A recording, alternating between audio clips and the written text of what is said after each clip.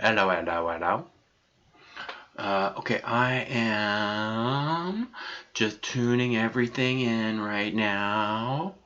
Okay, I'll be ready in just a minute. I have to, Alright, which one of you douchebags, thumbed down my stream already? Huh? Which one? Come on, be a man. Claim it. Which one of you douchebags did that? Okay, let's see. What is happening? What is happening here?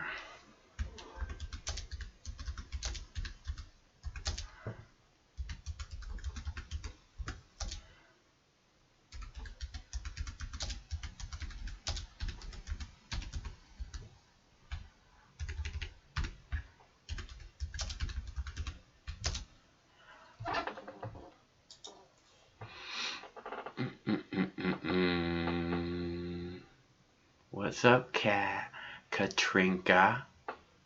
What's up, Katrinka? Take this call. Hello, caller. Is this Maximum? Sometimes.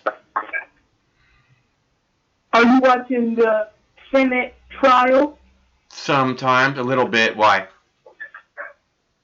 Do you like Chuck Schumer? No. Does anyone like Chuck Schumer? Me? You do? Yeah. Why?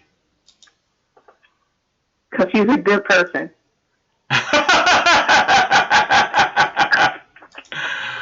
For a murderer, I guess. How is he a murderer? How? He helped George W. Bush murder a million innocent people in Iraq, dude. Well, I think they deserved it. Really, innocent people deserve to die. Well, what did they do to deserve to die? What makes you think that they deserve to die? What did they do to deserve to die? They must have did I don't know. You tell me why women and children, hundreds and hundreds of thousands of them, were killed in Iraq. I hate that crap. Huh? Listen, I hate that crap. Women and children. Why can't it be men? This fucking sexist bullshit. Because that's not the way it works. And a man. How old are you? A woman and a child. Are you like new or something? Okay, that's not how it works. The weakest people are the first ones to die in war. That means women and children. Figure it out. Oh, so you're calling women? Get a fucking clue. Get a fucking clue. Fuck you. Yeah. Good job. Yeah. You're so brilliant. So you support Salami? Yeah, I love that guy. You fatty guy, you told me what to assume. You wanna raise up that sign that says death to America? You wanna raise it too? Go ahead, please. Death to the American government? Fuck yeah. Death to the fucking Pentagon? Fuck yeah. All they do is fucking spend our fucking money and fucking kill innocent people based on fucking lies and act like they're the greatest force for good on the face of the planet. What a bunch of bullshit. You sound so stupid. You sound like a dumb, radical idiot. I am a radical. You got that right. I know you are, hippie. You sound like my grandpa. I'm sure your grandpa wants to overthrow the government too. Now let me get to my question. So you're getting interviews for my YouTube channel. Fox News. Because what matters is you. What matters is you, huh? Fox News, listen up. That's all that matters is you, right? Fox News, listen up. So, Fox News, or should I call you Anderson Cooper? Listen up. You are one of the dumbest people I ever seen. You should go to Iran, and if you hate America so much, and if you want death to America's government, go get your hell out of this country. Go to fucking Iran. We don't want you here anyway. Goodbye, bitch. See you. Pack your bags, motherfucker. Okay, you feel better now? No, I feel like you should get the fuck out of this country. I really do. Well, that's good. You're entitled to your feelings. And you're entitled to yours, and you ain't entitled You don't act like it, do you? You don't act like I'm entitled to my feelings, do you? I feel like you should get the hell out of my country. Right, see, because you don't think that I'm actually entitled to my feelings. You don't actually love freedom. You hate freedom. I love freedom. You hate freedom because when I express my freedom, you fucking want to squash it. You hate freedom, okay? No. I hate you hate freedom. Just say it, dude. You hate freedom. You want to bring down America? Get the hell up. Fuck the American government. Okay? How old are you? Out of our American government, you fucking dumbass. You sound so dumb. If you hate America so much, leave and take a dumbass. No, I'm going to fight. I'm going to fight. Pussies leave. Pussies surrender. I'm going to fight. I'm going to take the country back. I'm going to fuck this country, this fucking bullshit government up the ass. You watch me. You think you gonna beat us? You got that right.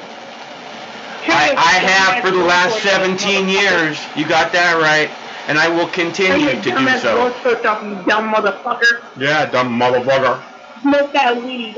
Don't you worry, I'm going to. Smoke that weed. Don't you? And it doesn't matter what the fucking government says. I'm gonna smoke it, just like I have since I was 15. I'm gonna do what I want because I don't need no nanny state, police state government fucking telling me what I can and cannot do. Get that lung cancer. Because I'm a fucking adult. Get that lung cancer. You're like 59, no, 80. You dumbass. And what, you like 11? You white man, you racist. You hate black people. I'm not the one bringing race into it, am I? But you are. Yes, you did. But you are. Yes, you did. Aren't you? So who's the real racist? Huh? Your mama. See, you can't even deal with the truth, okay?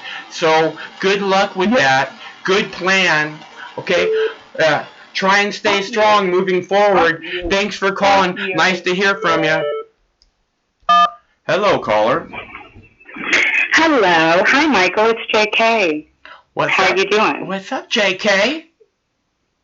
I just thought I would interrupt whatever the hell that was. And I want to say, though, in all fairness, that sometimes our children want to defend us, and they are influenced by us. And I just want whoever that caller was, and maybe we're being inconsiderate. Look, I'm 5 feet tall. I get carded, even though I'm old. So if you are of age, sir, I apologize. But I just want to say that, I want you to know that I don't have any hatred for you, and that it's way more complicated than your young mind yet knows.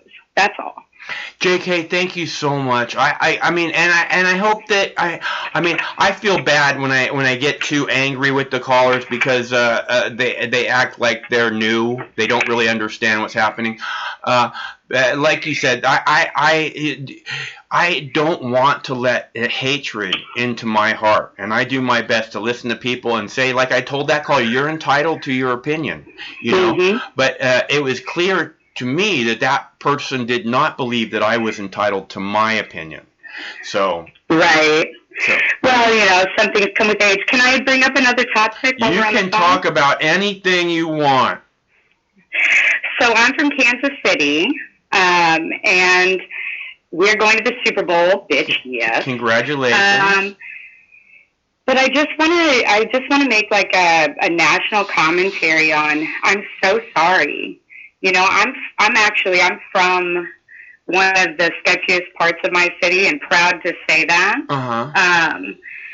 But we had another shooting. I mean, the murder rate in this city is unbelievable. That was that was the day of the game, right? Yes. Yeah. It happened at a club in. Well, have you ever heard of the Street Truce? Do you know what that is? That's kind of a historical importance. It used to divide. It used to be the literal dividing line between the North and the South.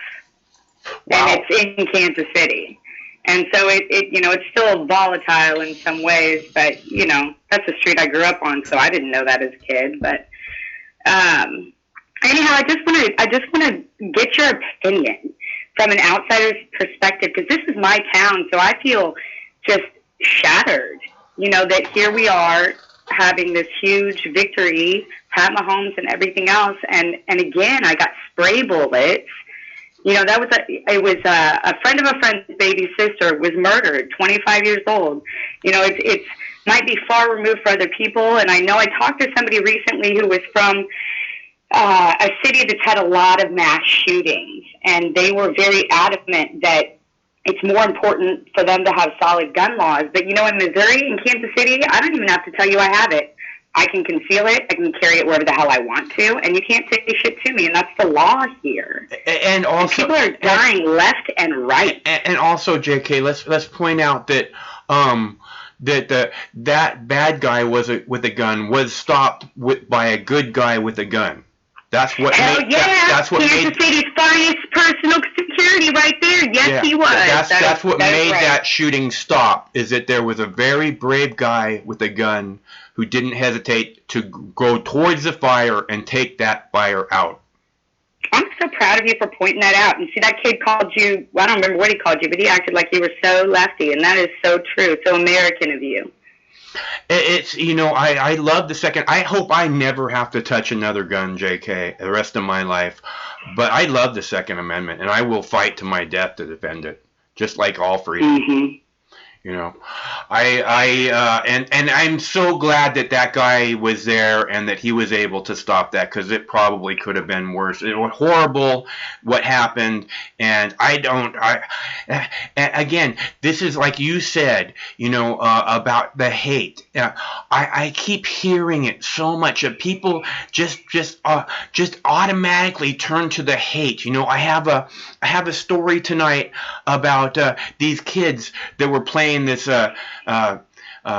doorbell ditch game, you know, where they go and ring people's doorbells. Ding dong ditch. Yeah, right. And they're playing this game, and they're ringing people's doorbells, and then they're jumping in their car and they're driving away. And this guy jumps in his car and chases them down and forces them off the road, and 3 teenagers die. Oh my God. Yeah. So did you see that one with the guy who had his kids in the back seat and he was having some sort of military PTSD, emotional meltdown? I don't know what his lawyer said, but he shot at that other cop. You know, that truck was only backing into him because he was scared.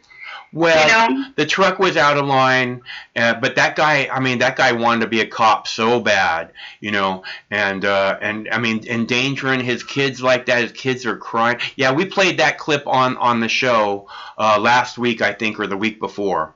Oh, yeah. And then you're probably how I found out about it, actually. Yeah.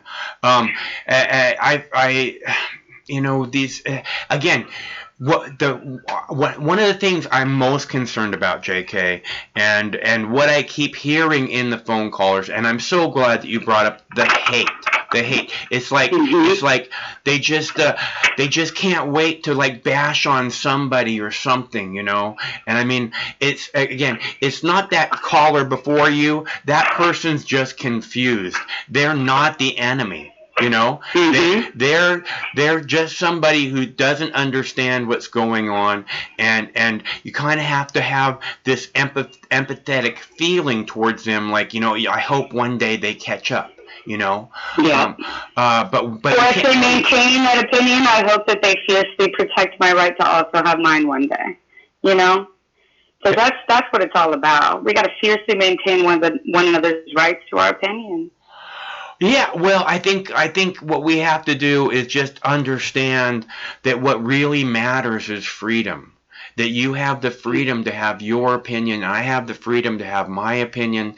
And like I like to bring up every once in a while is that, you know, back in the day, there used to be this saying that people had, and it was I'm okay, you're okay. It was like this philosophy. I think it was a book, one of those self-help books, you know, and it was I'm okay, you're okay. And it means like it's just so much easier to go through life like that than I'm fucking the greatest ever and you're a fucking piece of shit.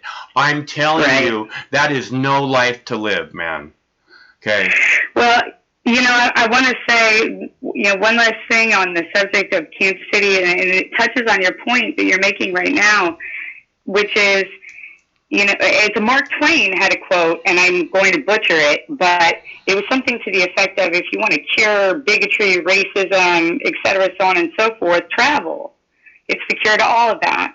And I encourage anybody from the suburbs outside of the city, if you're from one of those, places outside of Kansas City where you like to tell people in other states you're from Kansas City, but you only come here on the weekends and for shows, call me up, find me. I'm here. You can't miss me. Come among us. Because I think that if more people were to come among us and to see how beautiful it really is on the inside, we might cure some of this fear that gets just transposed into hate. I agree and I think that it's even simpler than travel, Jackie. I think it's just walk. Just walk. Get out of your fucking car. Stop driving your car every fucking place you go, and get out and walk around and say hi to the people that are around. I mean, I don't know. You said you might not live in the nicest neighborhood or whatever, and I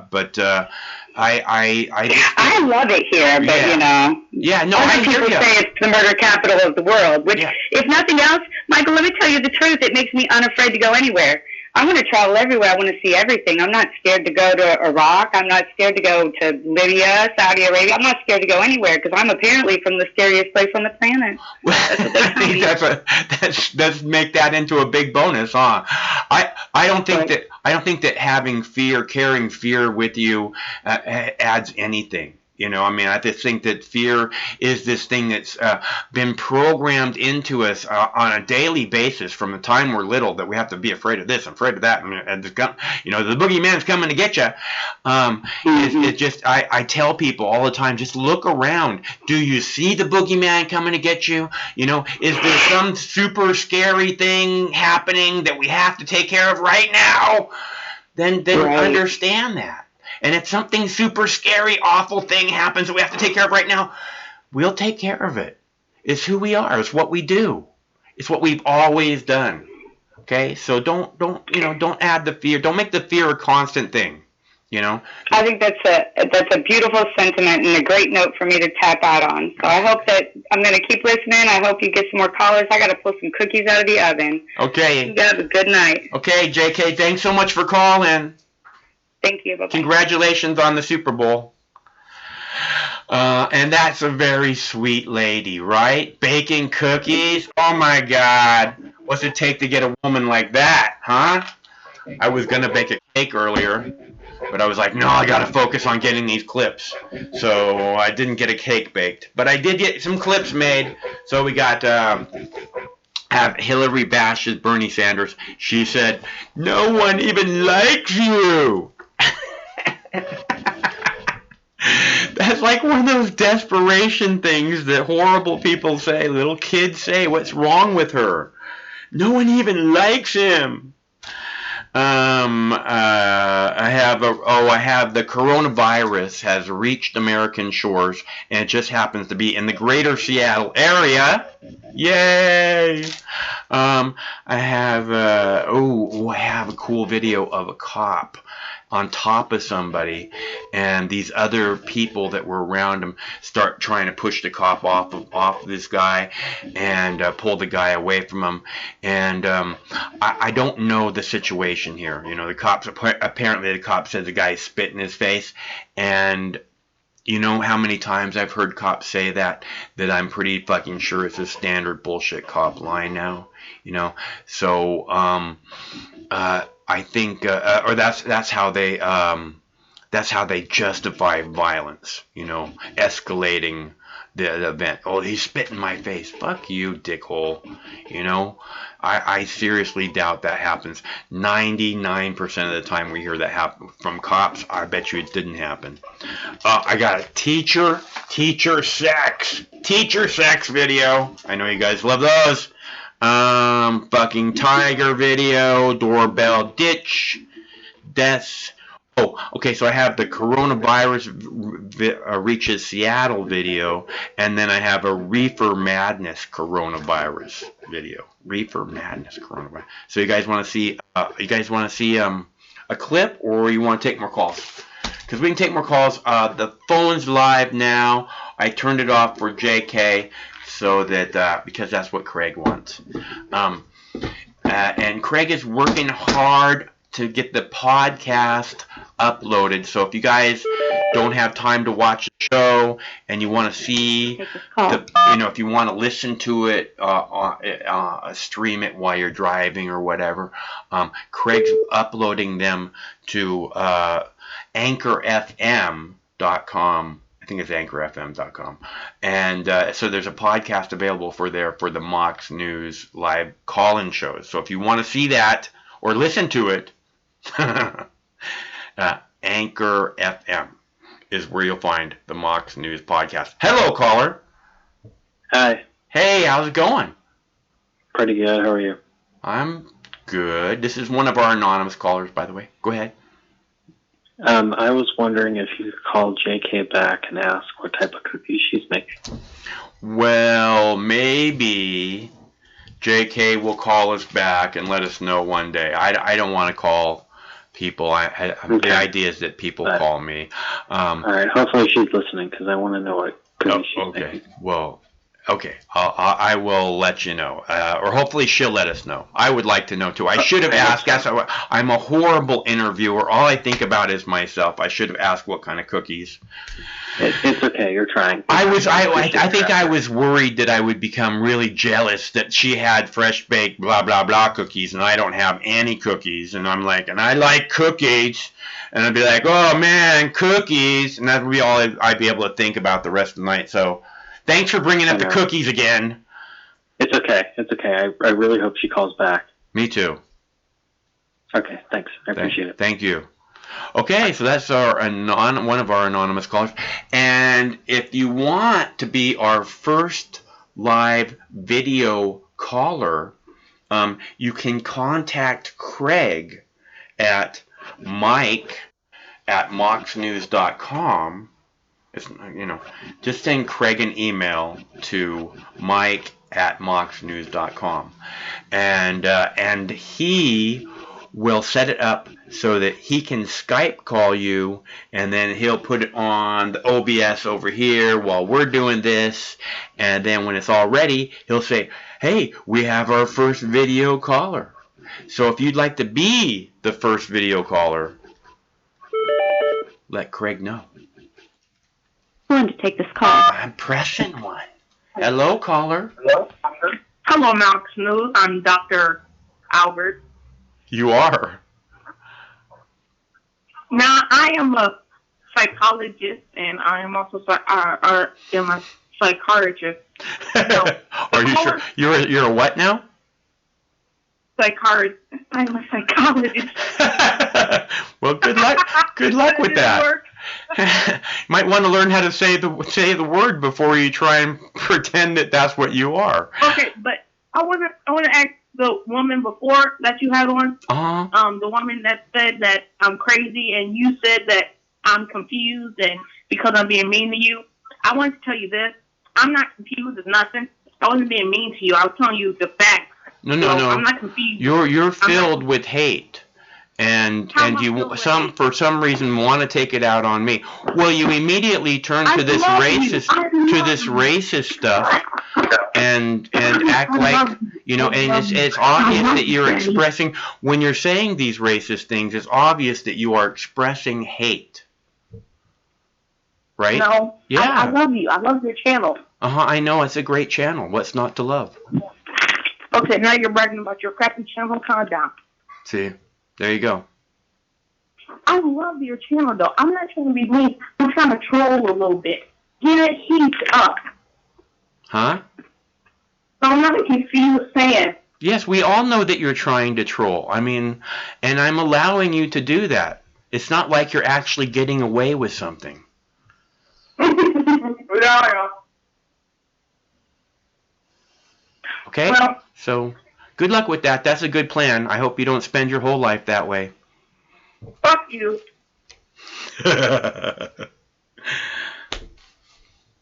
Right? We hope that you grow up someday and find something that brings you more, let's say, intellectual stimulation than trolling. Hello, caller. Hi, I'm Dr. Stupid. Well, at least you know how to pronounce it. I've got a PhD in stupidity. And I like to spread my stupidity throughout the world. I think that's a good plan, Doctor. But at least I can say psychologist. And doctor and stupidity. Yeah, I can say 3 things at once. Well, keep up the good work, Doc. Thank you. Thanks for calling. That was our anonymous caller again. Okay, so, you guys ready for a clip yet? Got a fucking tiger clip. You want to see a fucking tiger clip? Fucking tiger! Wait, is that tiger? No, I don't see anything. Fucking tiger! Ah!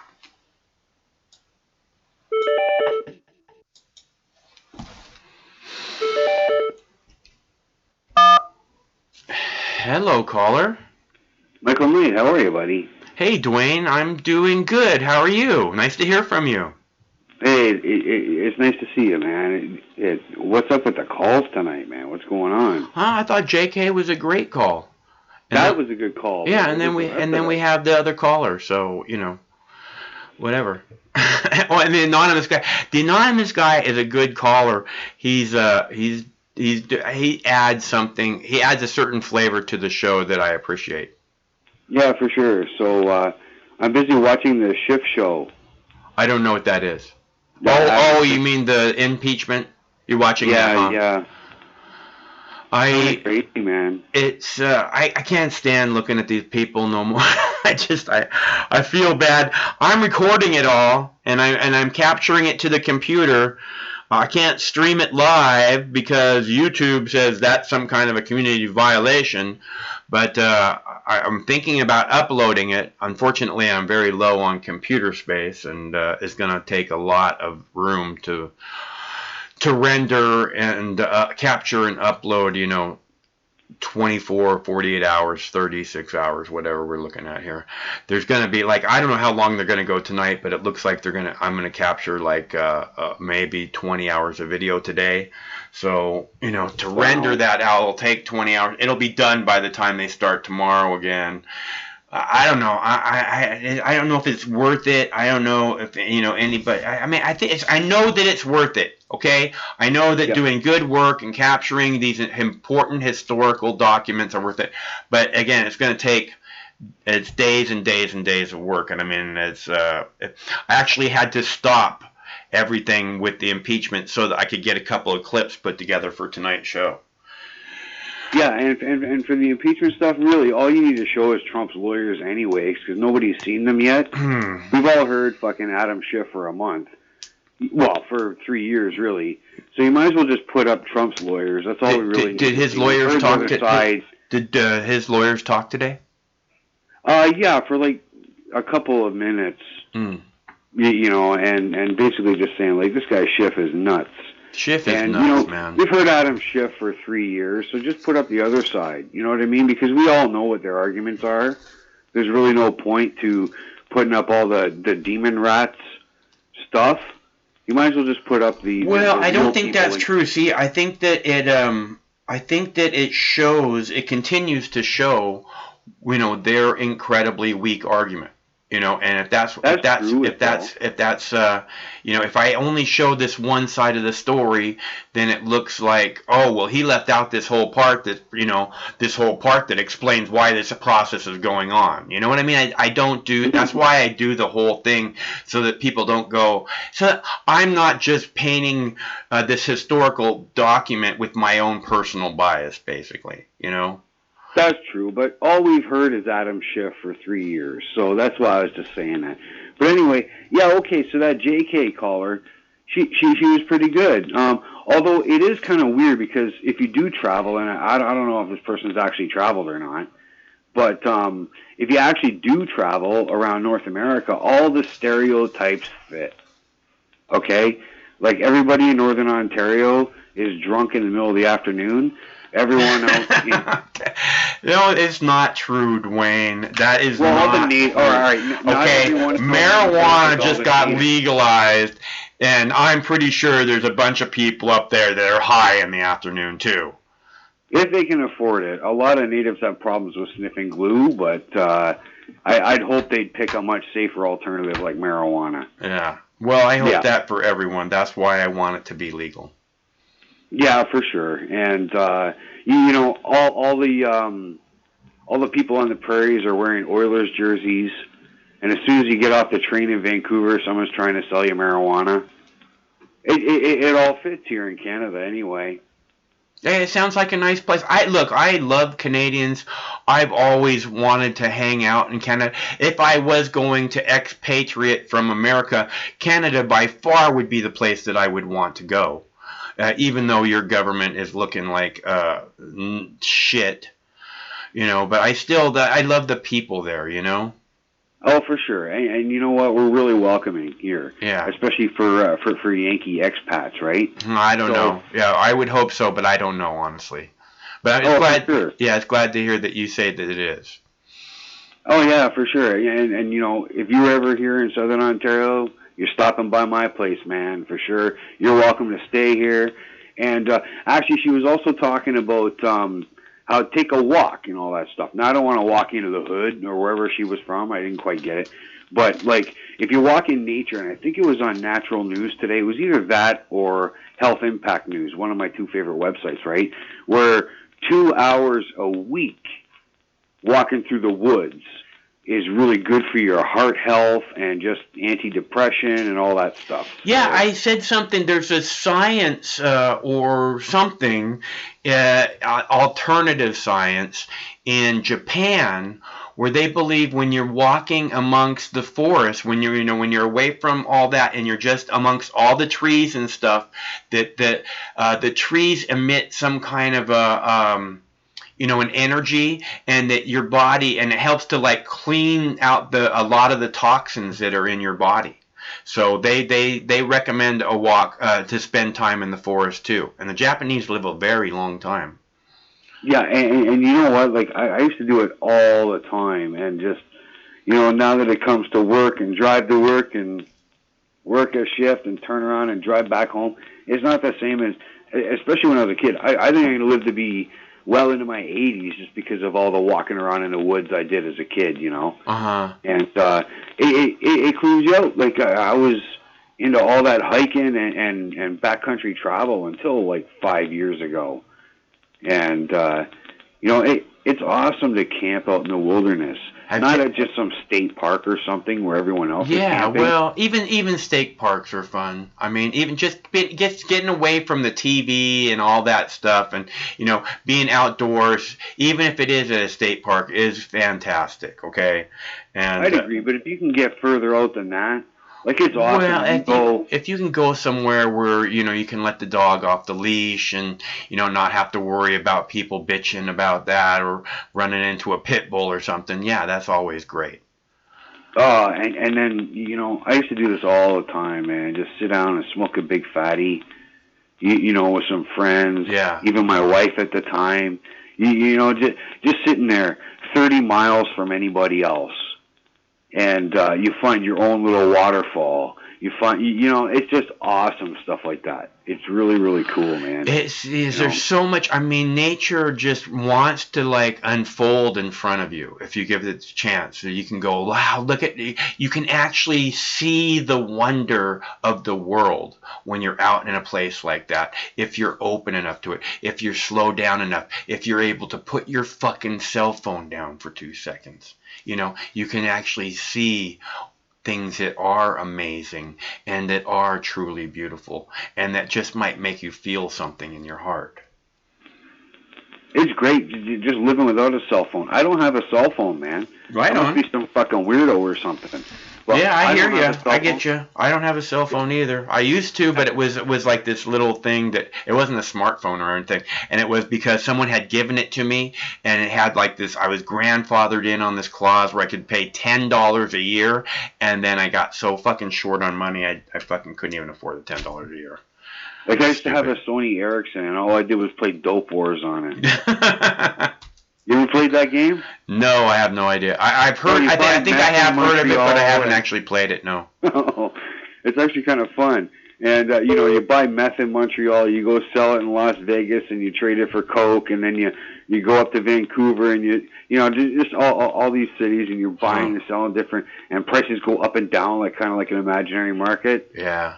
Oh, for sure, man, for sure. I used to play that game all the time, just stoned out of my mind, and I never wanted to sell drugs. I every time I'm around people who sell drugs, they look so fucking miserable, dude. I never wanted to do that. Well, it's okay to share with a friend, isn't it? That's not the same thing, though. Nah. It's not selling drugs. Yeah, sharing weed with friends or whatever substance it is that you enjoy sharing with friends. I got $5. I'm not here to judge. Throw me a day. Well, yeah, I guess if you want to kick down, that's fine. But I mean, I always have plenty, so don't worry about it. yeah, right on. I just want to share. I think, see, that's part of the problem, is it's meant to be shared so freely. It's a fucking flower, dude. It should be growing in everybody's backyard. And just like, oh yeah, I got weed, got butter, whatever, I mean, it's just a normal part of our lives. And it's been so fucking vilified. It's just off the charts, unbelievable. How backwards this fucking species has got.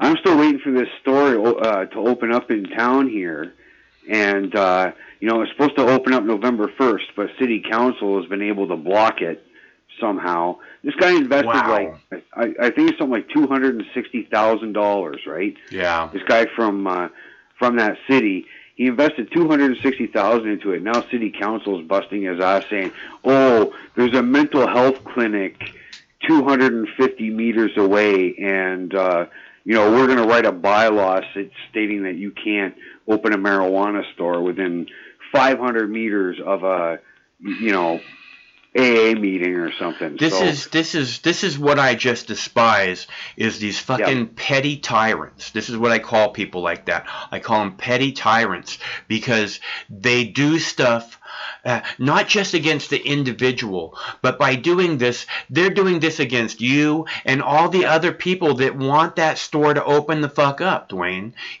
I mean, and they don't care what the voters vote for. They don't care that people have been fighting for this their whole fucking life. They don't care that it's giving the people more freedom to make safe choices as competent adults in a free society. They're just these evil, petty little people who want to say, no, we're the boss of you, and we say you can have freedom when we decide that you can have some, but don't expect it because we don't think it's a good idea. Yep, and you know what? It's the city council doing it. Obviously, our provincial and federal governments are fine with it, but it's our city council is doing it, and that's why I call them. That's why I call them petty tyrants, because they're the little guys who acting like they're the boss of everybody. Yeah, and it's crazy because the amount of money it would bring to the downtown area is going to be massively substantial. Right. Everybody benefits, and just from the freedom, just from being able to be adults in a free society and make a conscious decision without being babysat by the government, it's the way free societies should work. It's a vacant building right now, and the building next to it is a pizzeria, and the building on the other side of it is a takeout Chinese food place. Wow, those guys are going to benefit massively once that store opens up. Darn right. I had to say that because you know how much money, and it's going to bring in taxes to the city and everything. It's just. But actually, I have a friend who has a food truck, and she parks it. She's got it parked outside a marijuana shop, and every single day they sell all their food. Oh yeah, for sure, man, for sure. But hey, Mike, I just really wanted to say hi. I haven't been around since the last time I called in because I'm just so busy. I'm just people were like, I thought Dwayne was going to be the first caller every night, and they're like, I said Dwayne's probably sleeping. Yeah, Dwayne was sleeping. Dwayne was sleeping, or he was taking a bath, getting ready to go to sleep. And I know Mike in Southern California misses me. And we had a good thing going, him and I. We really do see eye to eye on everything. He definitely misses you when you're not around, Dwayne. Yeah, and I miss him too, man. I miss you. I miss Woco. I miss screaming at him too. In the chat room and everything. So, but I gotta do what I gotta do. All right, Dwayne. Which video clip you want to see? You want to see these guys beating on this cop while he's trying to arrest this other guy, or you want to see the teacher sex clip, or you want to see the coronavirus reaches Seattle, or you want to see Hillary Clinton bash on Bernie? You know what? That virus thing in Seattle, because of course as soon as I saw that it was in Washington State, I'm like, guess what? Mike is there. First thing I thought of when I saw that was you, so yes, I think you should put that one on. The other ones are kind of less important, but that is pretty interesting. As soon as I saw Washington State, what do you think popped into this mind of mine was you, buddy. And peace, love, and happiness to you. You take care, Mike, and have a great show. I'll be on for maybe half hour, but I got to crash. But okay, Dwayne. Hey, I love you, pal. Tell Jane Mike says hi. I will. Take care. Bye-bye. Thanks for calling, Dwayne. See ya. Yes, sir. Bye. All right, you guys. I am going to play The Coronavirus Reaches Seattle. You ready? Here we go. And this is developing right now, live to SeaTac Airport, where there is new concern about a deadly virus that's already infected a man in Snohomish County. The new virus killed 6 people. It has also sickened more than 300 in 5 different countries. We have team coverage, and we begin with KIRO 7's Lindsay Sheldon, live at Providence Regional Medical Center in Everett. Lindsay, first off, how is this patient? Steve, I can tell you that he is in satisfactory condition in a special isolation unit here at Providence Regional Medical Center. And we learned he asked for a phone to call his family. I also found out that he lives alone, was traveling alone, and had no pre-existing conditions that would have made him more susceptible to this. There had to be the first case somewhere. And today, health officials confirmed that first U.S. case of this new, at times deadly strain of coronavirus is in Snohomish County. Governor Jay Inslee quick to say, the good news is the CDC, and we also agree that the risk is low to residents of the state of Washington. And this is certainly not a moment for panic or high anxiety. Right now, we know the man is a Snohomish County resident in his 30s who traveled to Wuhan, China to visit family and arrived back in Snohomish County on January 15th. He was not symptomatic on the flight, but as was stated earlier, this is a new virus, so we don't know when you're truly infectious. Like some viruses, you can be infectious a couple days before you show symptoms. We don't know that yet. Officials say he also took a group mode of transportation to get home before getting treatment at a clinic on the 19th. He was put in isolation at Providence Regional soon after tests confirmed the virus. Our number one priority is to complete the identification of all the patient's contacts, reach out to the contacts, and monitor their health. The outbreak in Wuhan is linked to a large food market, which suggests that the virus may have been passed from animals to people. But since then, human-to-human spread has been confirmed. The Snohomish County patient says he did not visit the market during his trip. Officials say the public shouldn't do anything differently unless they've recently traveled to Wuhan. The point is to monitor yourself for symptoms if you've been in there the last few weeks. So looking for fever or cough or respiratory issues, much like this patient did. Right now, there's a lot of work being done to try to figure out who, from health staff to patients, may have come in contact with this particular patient. I am working on that angle and also how this patient is actually helping health officials with their investigation. That's coming up at 6. Reporting live in Everett, I'm Lindsay Sheldon, KIRO 7 News. The CDC started taking action against the spread of this new virus just last Friday. Screening areas were set up at Los Angeles International, San Francisco International, and New York's JFK airports. Today, the agency added Atlanta and Chicago O'Hare and plans to reroute all flights from Wuhan to those 5 airports. There are 3 flights a day from China to SeaTac Airport, 2 from Beijing, 1 from Shanghai.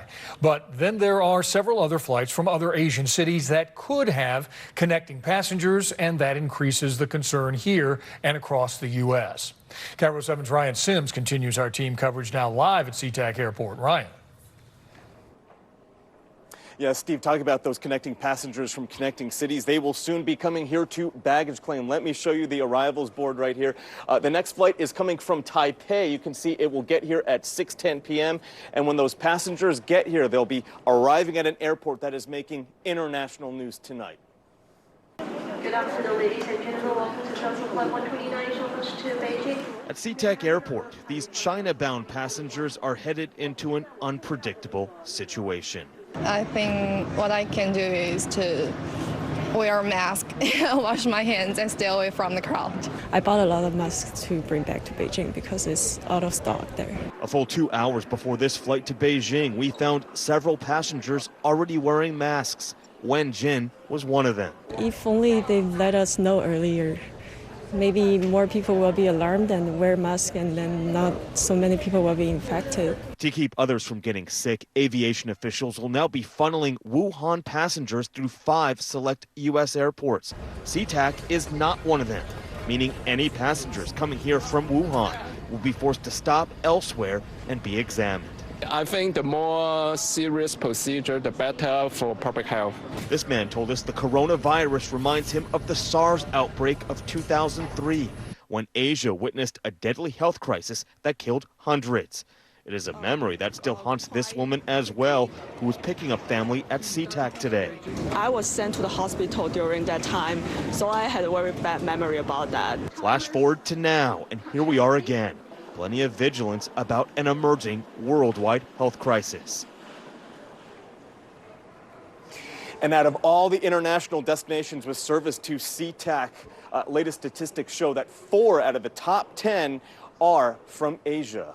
Live at SeaTac Airport tonight, Ryan Sims, KIRO 7 News. And going in depth, coronaviruses are a large family of viruses that infect both people and animals. And sometimes the animal versions evolve to infect people, such as the SARS virus. So what can you do to protect yourself from this new virus? Well, medical experts say prevention is the same for all upper respiratory viruses, and that includes washing your hands often and not touching your nose and mouth. But we move on now to the other breaking headline tonight, that deadly virus spreading from China around the globe. And tonight, it is now here in the U.S. The CDC reporting 1 man is now hospitalized in Everett, Washington, near Seattle. And now 2 more major U.S. airports are set to screen passengers arriving from China. ABC's Kana Whitworth is in Washington State with what authorities revealed late today. Tonight, the first confirmed U.S. case of that mysterious virus tracked here to Washington State. A man in his 30s diagnosed 5 days after returning home to Seattle from Wuhan, China. Our number 1 priority is to complete the identification of all the patient's contacts, reach out to the contacts, and monitor their health. Health officials report the patient did not visit that Wuhan fish and meat market, ground zero for the outbreak, where today teams were busy disinfecting the streets. I think the risk to American citizens now is low. Part of the reason that this patient was so rapidly identified and treated appropriately is because he himself was educated and recognized the risk. The man arrived in Seattle last week before the CDC began airport screenings. He started feeling sick and reached out to health officials. Experts now retracing his steps and expanding those airport screenings to include Chicago and Atlanta. Anyone traveling from Wuhan to the U.S. will have to enter through one of 5 U.S. airports. Around the world, a scramble to stop the virus, which is now spreading person to person. 6 people have died among the nearly 300 sickened in 5 countries. In Russia today, inspectors checking passengers on flights arriving from China, where millions are expected to travel during the Chinese New Year. So let's get to Kana Whitworth. She's live from Seattle tonight. And Kana, that patient we know is in isolation tonight. What else have you learned about his condition? Well, David, doctors are saying his condition is satisfactory, but they will continue to watch him and keep him in isolation for at least the next 48 hours. They're also monitoring all healthcare workers and patients that he came in contact with. David? Kana Whitworth from Seattle tonight. Kana, thank you.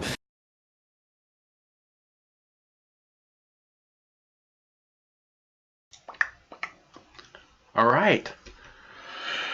Mic's hot. Phone's hot. Right, phone's hot. Whoop. You need to press 1 to take this call. Pressing 1. Hello, caller. Hello, caller. Hey, man, how's it going? I'm doing good. How are you doing? All right, I'm just watching your news clip about that virus and whatnot. Right on. I just think like every so often the story like this like a breakout happens, and usually we're okay. I mean, there's a couple people that get hurt, but I think it's like basically a super flu, right? It's no big deal, dude. I mean, this is the media loves to overreact to stuff like this. You know, I mean, and it all does is just take up the airwaves. You know, they could say, "Hey, there's one guy that came into attack with the virus." Yeah, I think that there's more to it than that. I think that there's a lot of that they're setting something up, programming it would be really easy to act as, if there was a couple of dozen people sick, to act like it was this major outbreak, right? And then they have to enact new things, and we have to have whatever it is that we have to have. A health emergency or something like that. You saw in that video clip, what I saw was them taking some kind of solar imagery with cameras and stuff and looking at people as if, they can tell who has the virus and who doesn't with these solar imagery. and I noticed that too. I think that's, again, this part of the psychological operation where they're saying, where now they can pick anybody off a plane, anybody anywhere, and go, oh, well, you have, according to this, we have to quarantine you. You know what I'm saying? This could be expanded in a very dangerous way. So, but I'm not trying to spread the fear. I'm trying to show. I get what you're trying to get at. Yeah, I'm trying. I get what you're getting at. Yeah, I'm trying to show where the media is at and how easy it is for them to manipulate people's fear and worries. I mean, I still remember when The Stand came out. Do you know the Stephen King book, The Stand? Yeah. Yeah. In the beginning, man, when the virus is hitting people.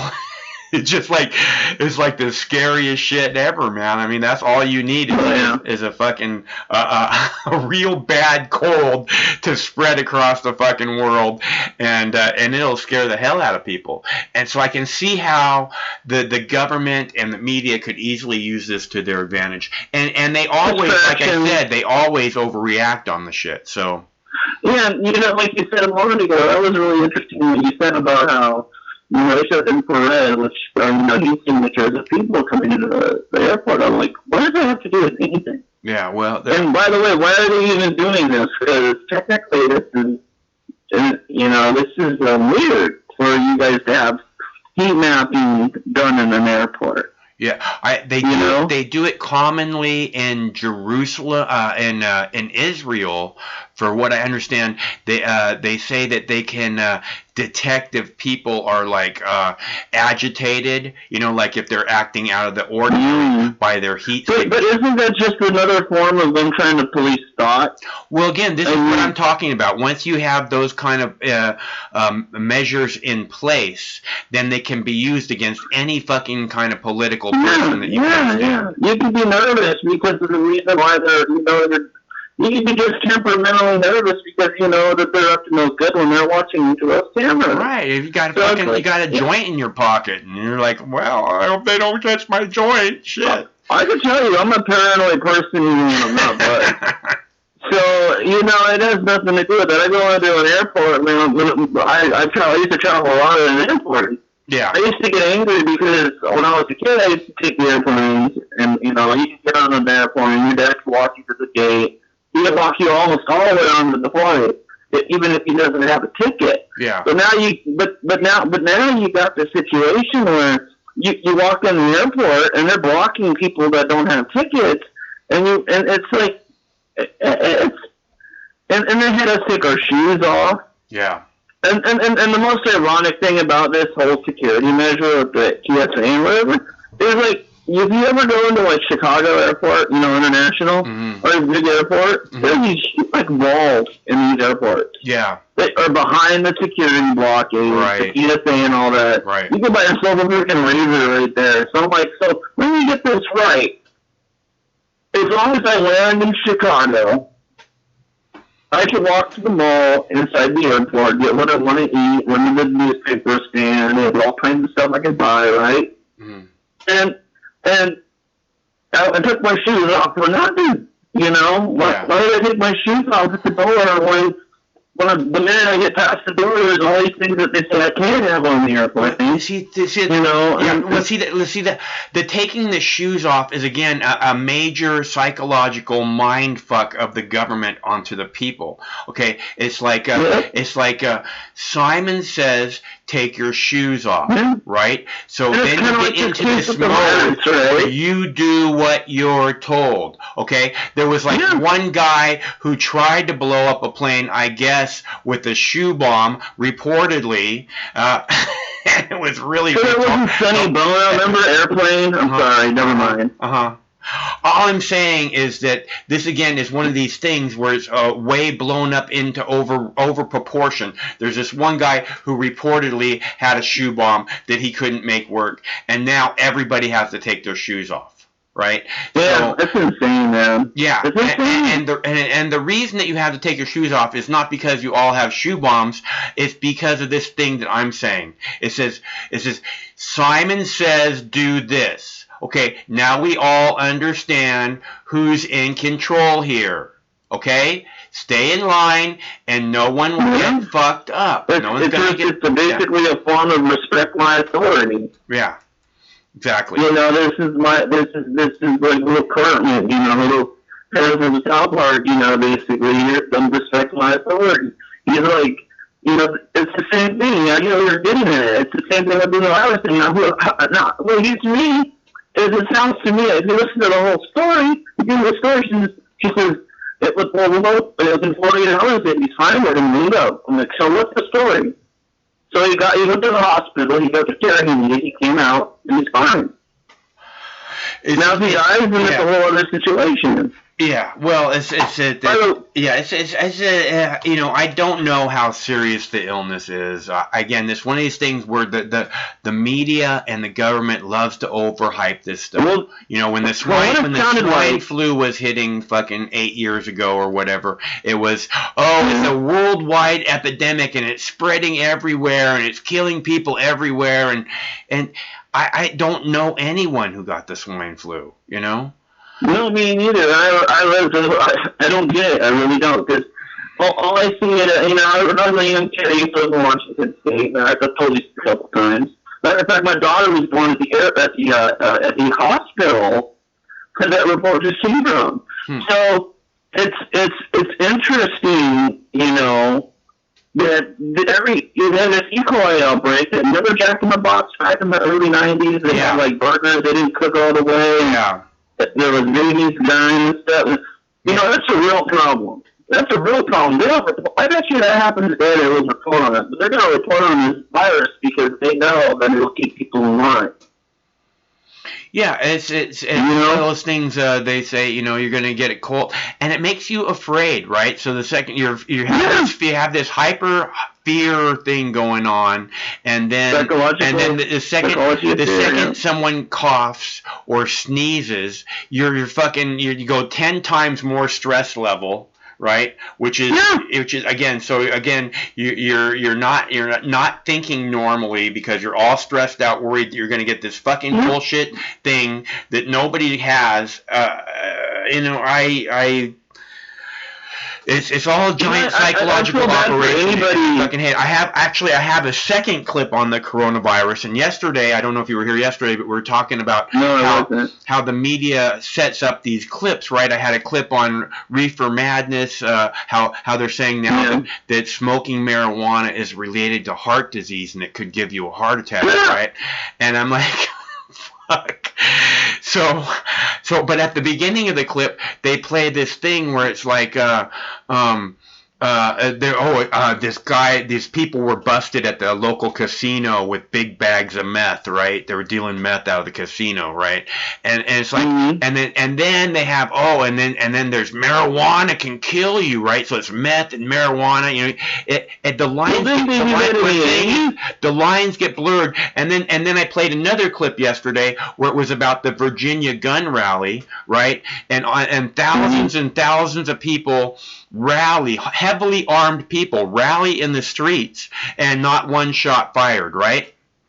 And but after that clip, they immediately follow it up with a shooting in Kansas City. Who I was talking to JK earlier. Social engineering at its best, right? It's this fear thing. It's like it's this agenda thing. It's what I keep talking about. So I kept saying, people want to say, it's the fake news. Saying it's the fake news is giving them a pass. Okay, it's not the fake news. This is fucking war propaganda, agenda-driven war propaganda coming straight out of the fucking Pentagon and the CIA, and it's all meant to fucking the agenda is we can't just have a nice gun rally where all these heavily armed people show up and no bullets fly and it was a peaceful, and these people rallied for freedom, standing up for the Constitution and the proud American tradition. We can't just show a clip like that. Then we have to show that, and here's what happens when people have guns.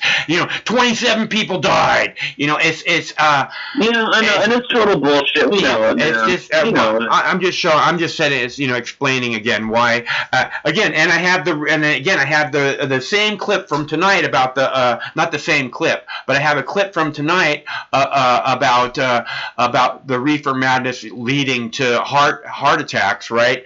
And they set that up.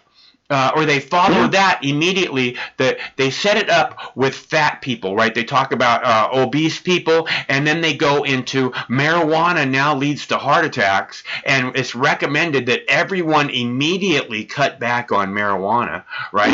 Hey, that's funny. It's literally an old trope, right? Yeah, and then you're gonna have eat a lot of Hershey bars or something. And then the next story is about the coronavirus. So it's fat people.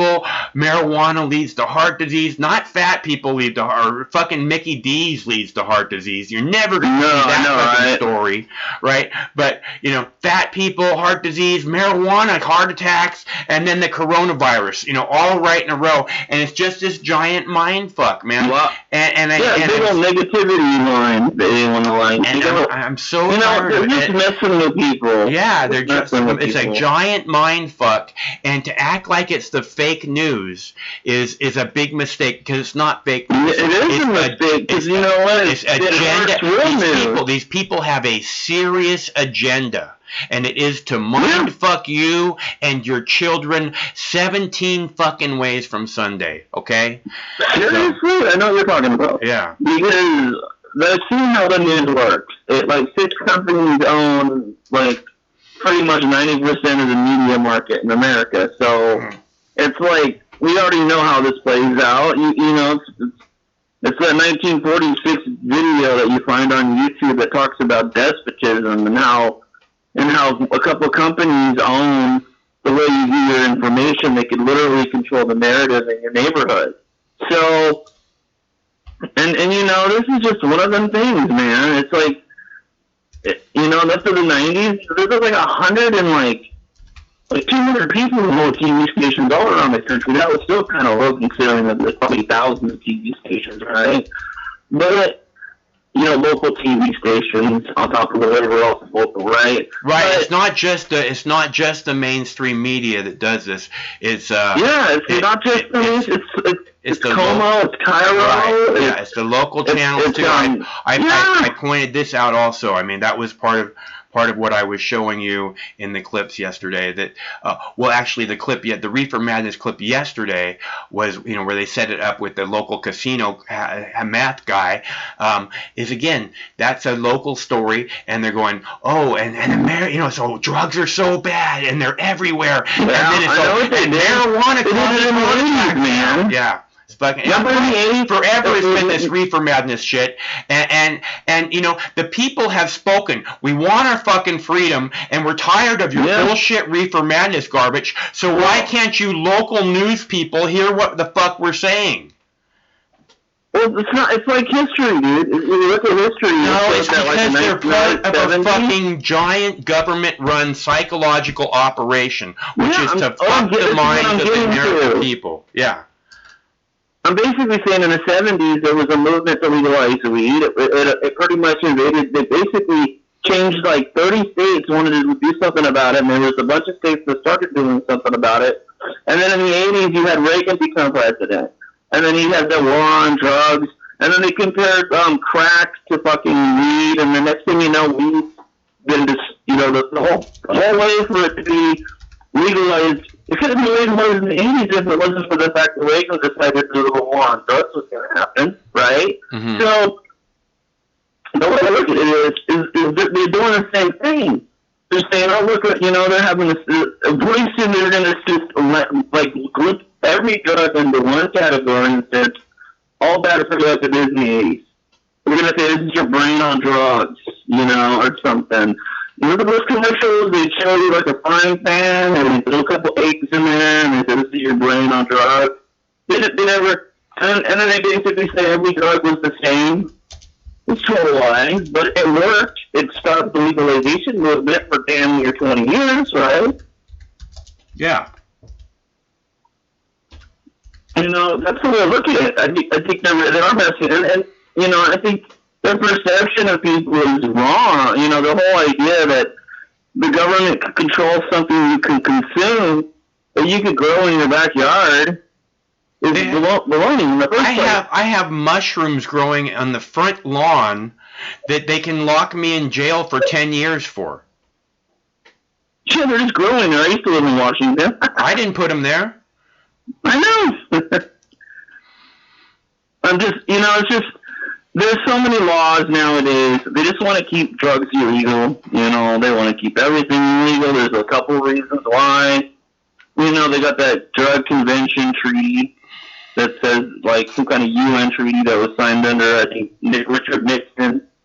It says that if you're a state, a country that could say that legalizes, they could sanction you. So, I mean, it's just, they're going to break free from that, man, for real, you know? Yeah. Well, we gotta,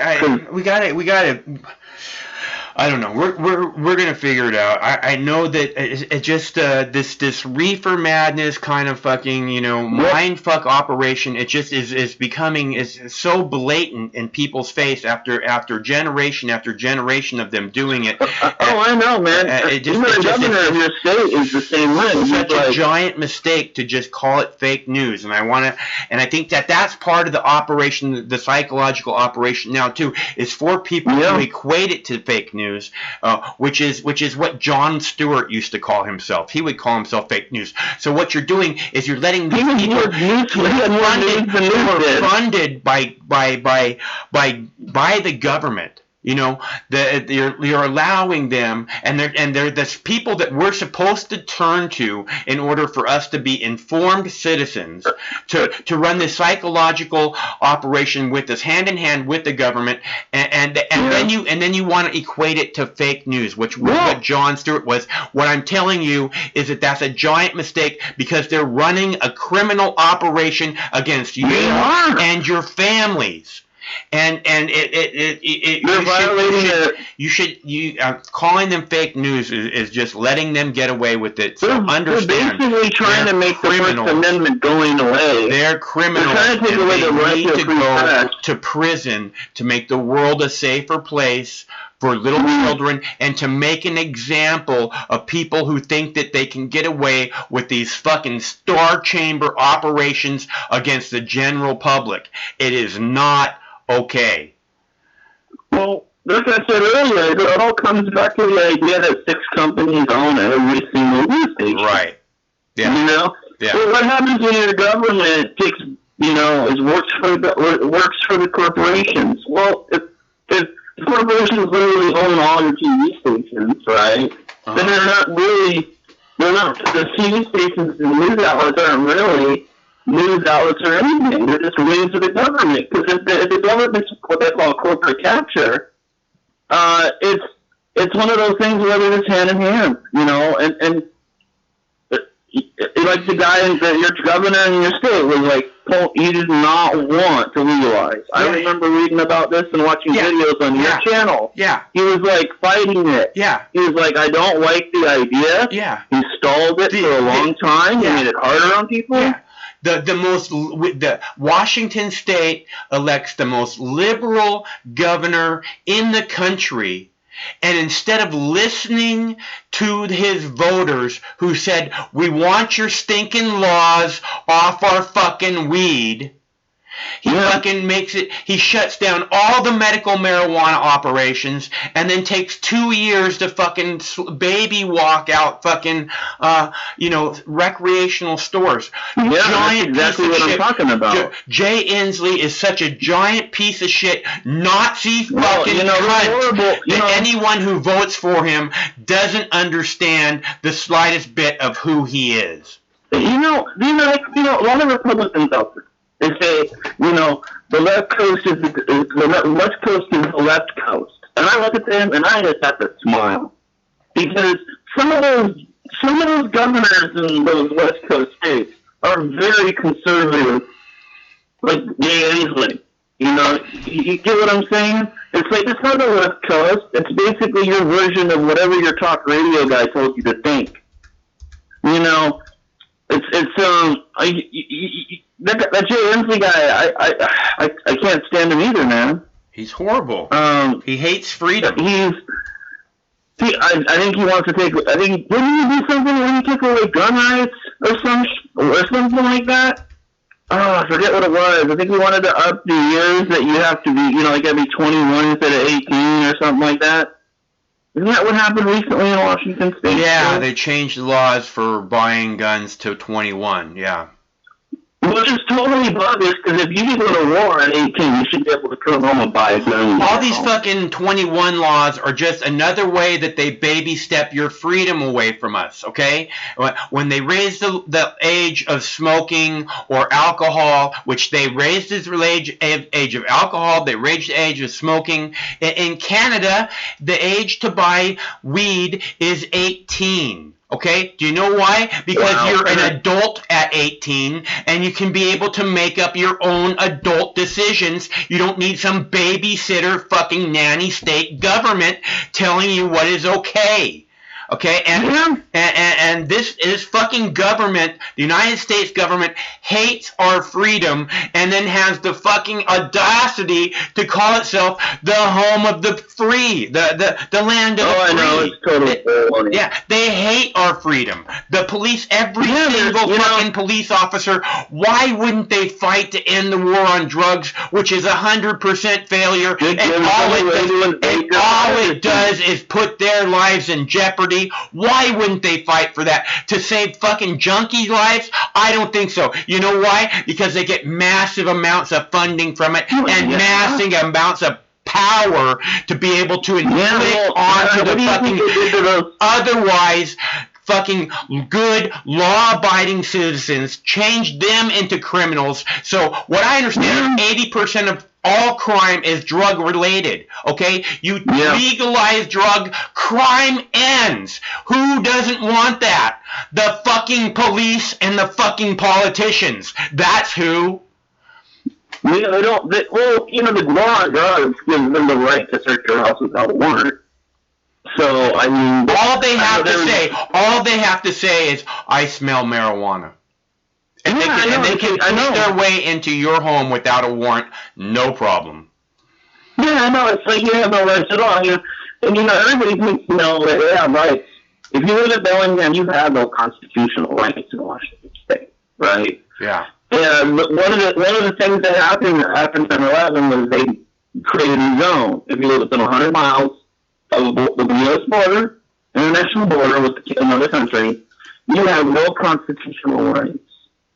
Period. Yeah. So they've been working on this for a really long time, and it's going to get bad because, and then by the time people realize that the government's going to, every police officer is going to have a tank and a drone, and then your guns are not going to mean nothing. Well, no, your guns are always going to mean something. They always are. Okay, and that's why we have to continue to fight to keep them, because they will always mean, that, hey, I'm fucking dangerous, so you better fucking take care if you're playing. We gotta defend it anyways, because technically the Second Amendment isn't just about the right to bear arms; it's the right to protect yourself from tyranny, right? Oh, I think so. Yeah. So it's like, I think the only person out there in the country that actually owns a tank is Arnold Schwarzenegger. Yeah, no, other people own tanks, but I don't think that that's necessary at all. So, hey, I got to play a clip. Thanks a lot. I'm going to talk about the thing with Bernie. Okay, well, whatever then. All right, well, it's good to hear from you, and I hope we talk again soon. All right, take care. See ya. Okay, I'll play the Hillary clip with Bernie, of her bashing on Bernie. I was going to play a different clip, but I'll play that one now, and then we can talk about it in a minute. Okay? And that's clip number 5. You ready? We turn now to that new documentary, Hillary Clinton Unplugged and Unleashing, tonight on so many topics, including her former rival, Senator Bernie Sanders, saying, quote, nobody likes him, nobody wants to work with him, and refusing to say whether she'll endorse him if he's the 2020 nominee. Here's ABC's Eva Pilgrim. Tonight, Hillary Clinton unplugged and unleashing. In a new documentary, she opens up about it all, including Bernie Sanders. A quote from the film in a Hollywood Reporter article, Clinton saying he was in Congress for years. He had one senator support him. Nobody likes him. Nobody wants to work with him. He got nothing done. Clinton and the filmmaker both spoke to the magazine about the new documentary, exploring it all. The reporter asking if Clinton stands by what she said about Sanders. She said yes. Sanders off the campaign trail for the impeachment trial, responding today. On a good day, my wife likes me, so let's clear the air on that one. Secretary Clinton is entitled to her point of view. My job today is to focus on the impeachment trial. Why do you think the secretary is still talking about 2016? That is a good question. Ask him. Clinton's comments come just a week after Sanders faced off with Elizabeth Warren over her claim Sanders told her a woman could not win in 2020. I think you called me a liar on national TV. What? I think you called me a liar on national TV. Clinton was asked about that too, saying it's part of a pattern. If it were a one-off, you might say, okay, fine. But he said I was unqualified. I had a lot more experience than he did and got a lot more done than he had. But that was his attack on me. Of course, so many of the candidates for president are right here in Washington for the impeachment trial. Others remain in Iowa, and that's where Eva Pilgrim is tonight. And Eva, Hillary Clinton was also asked if she would endorse Bernie Sanders if he gets the nomination, and she was unwilling to offer support, at least for now. That's right, David. Clinton saying, quote, I'm not going to go there yet. We're still in a very vigorous primary season, adding that she finds the culture of his campaign and the attacks, particularly against women, to be worrisome. Late today, a spokesperson for Clinton saying she will support whoever the nominee is. David. Eva Pilgrim in Iowa tonight. Eva, thank you.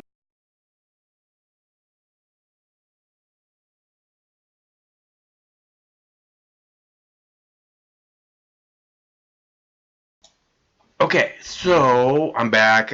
Okay, the phone's live.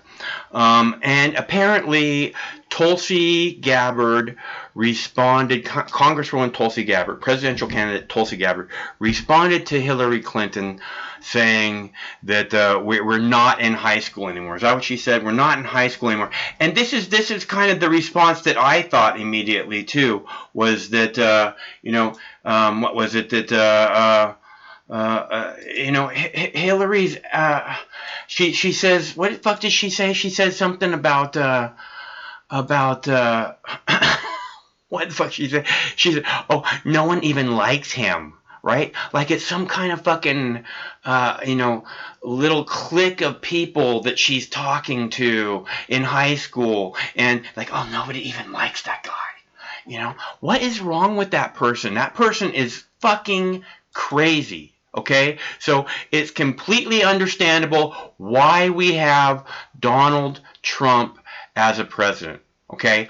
I understand 110% why Donald Trump is president.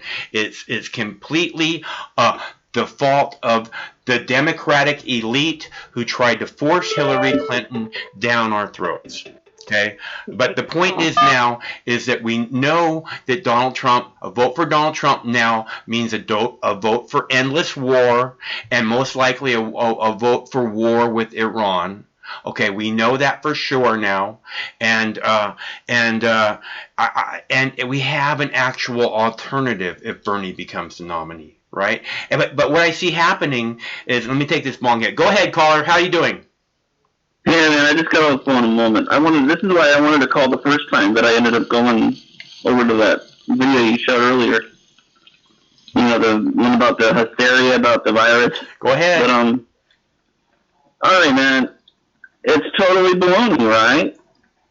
This kind of thing that Hillary is doing right now, the same kind of thing she accused Bernie of doing in 2016, right? This is exactly what the DNC and the mainstream media did to Bernie Sanders in 2016.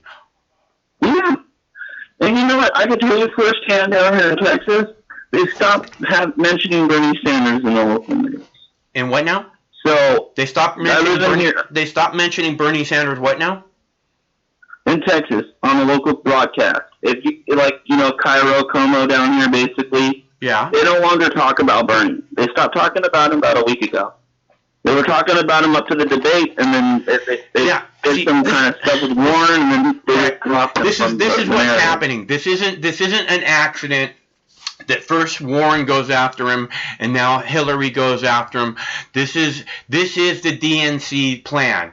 This is their plot of action to try and drag Bernie down, and the media will be glad to do everything in their power to help drag Bernie down. And this is why I really fear that Bernie doesn't have what it takes, is because Bernie could take out Hillary right now. He could have took her out in 2016. And he could have taken her out today, right now.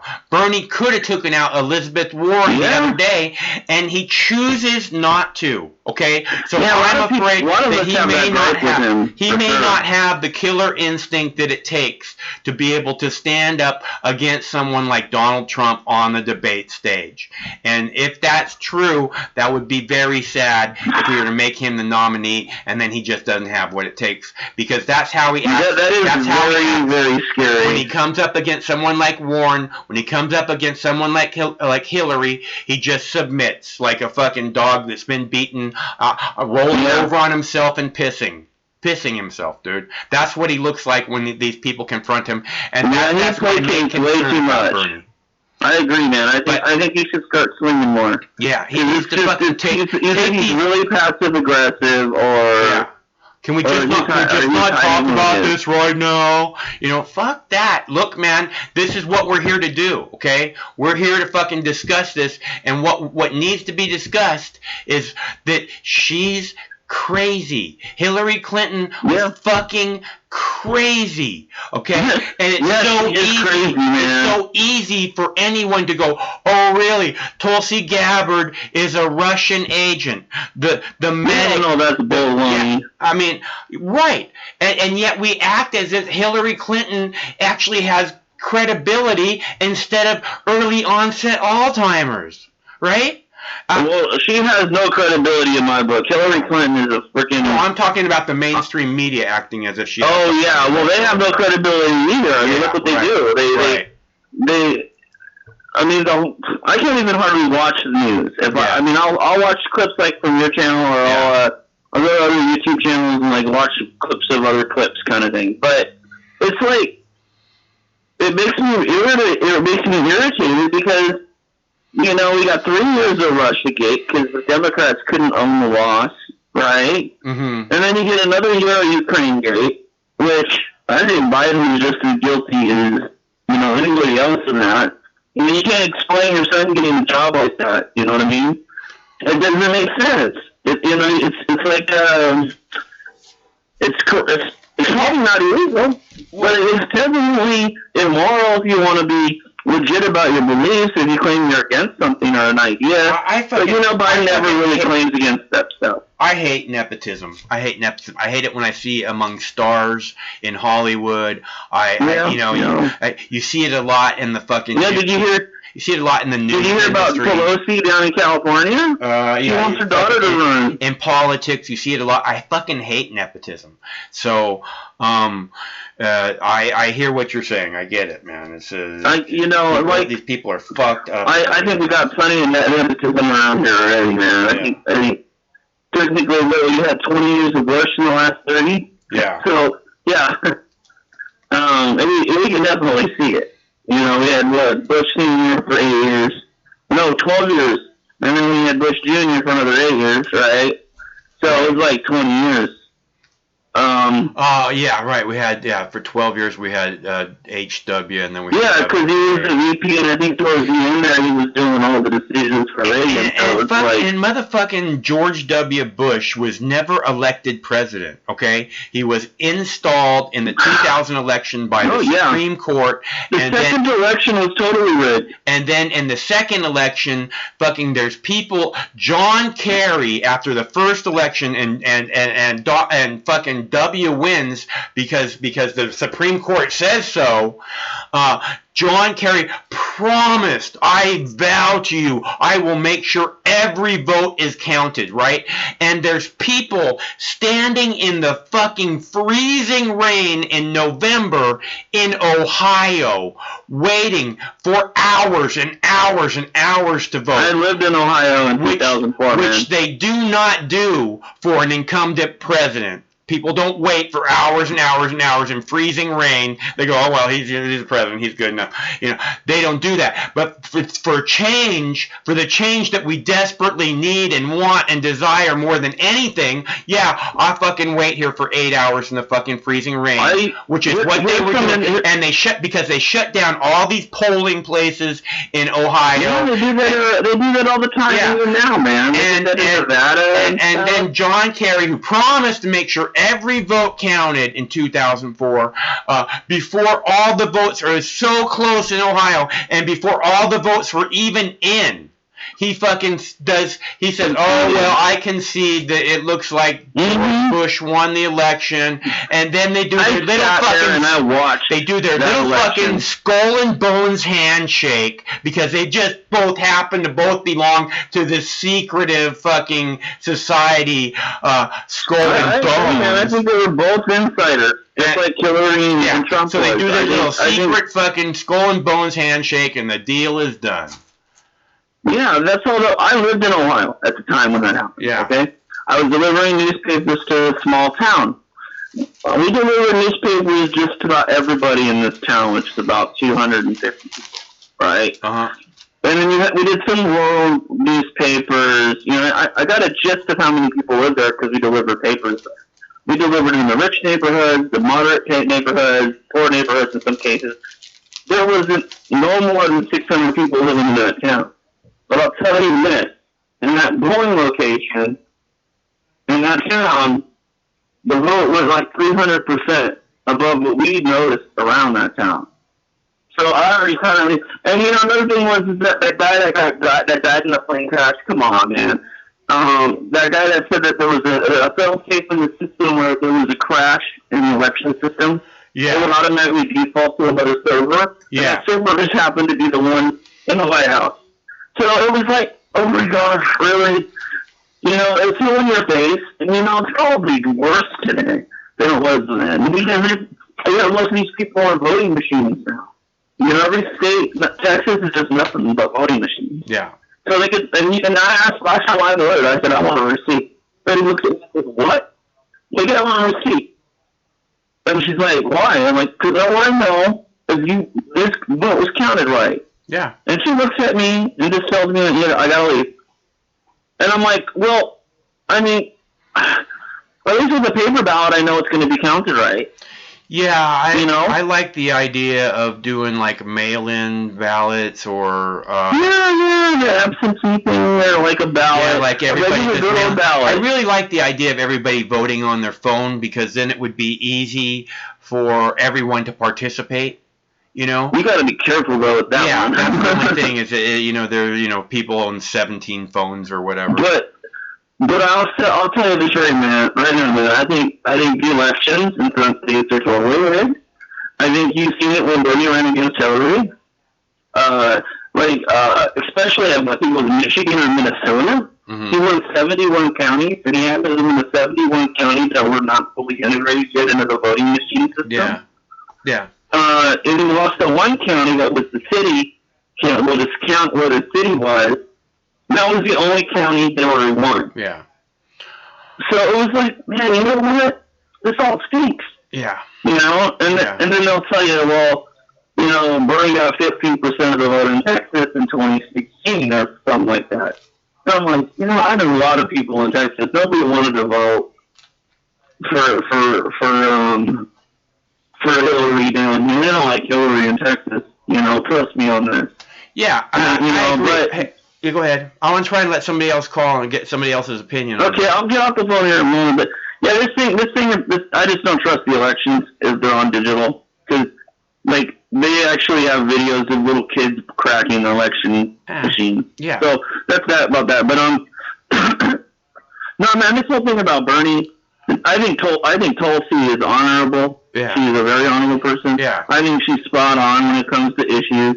I think, honestly, I'd love to see a Tulsi-Bernie ticket because I think that would be awesome. Yeah, and a Tulsi-Pence debate would be fucking awesome for sure. Oh, yeah, I could see that happen. And then it'd be like, she'd wipe the floor with that guy. Man, that would be so awesome just watching her fucking make fun of his fucking... The only way this is going to... I think honestly, Bernie's going to pick Tulsi because Tulsi left the... She's been consistent in her support, the Joe Rogan show. It's like... It's like she's very consistent. I like that. She's always supported him, and so I figure that you're right. There should be some kind of a thing there where it's like he knows that he can count on her instead of being a backstabber. That she'll actually be there. Well, there's surely no Warren. I'll tell you that much. Holy smokes, that was something else. But yeah, I think honestly, this whole thing with Hillary Clinton is just baloney. She's crazy. She's crazy, but I mean, on top of that, she needs to see a psychologist. It's not that. This is part of the plan. This is their playbook. This is what the Democrats do. They cannot stand that Bernie's actually looking like he's taking ground. He's making ground. He could actually become the nominee, and that scares the shit out of the fucking DNC. Well, I think superdelegates are now backing him. Yeah. And he didn't have one superdelegate in 2016 backing him. Well, so, I mean, this is weird. Then you got conservative talk show hosts saying that they'll vote for him because he actually seems legit. I think it's all weird, man. But this is, I mean, I agree with you when it comes to what you said earlier. Yeah. No one she likes him. Yeah. Well, yeah, totally, in your clique. Everybody in your clique does not like him. Right. All the people that you would spend 1 second talking to, which are the people that voted for you in 2016 and most likely had to vote for you in 2008 also. Those would be the only people that Hillary would ever talk to, Yeah. So, she's one of those people that just want to do that one thing where they want to blame everybody but themselves, Yeah. It's like, well, she's one of the most despised figures in American political history, the way I see it. And oh yeah, man. And I imagine if you have the kind of ego that she has, that's just impossible to accept or acknowledge or even understand, which makes everything in your entire life skewed from that point moving forward.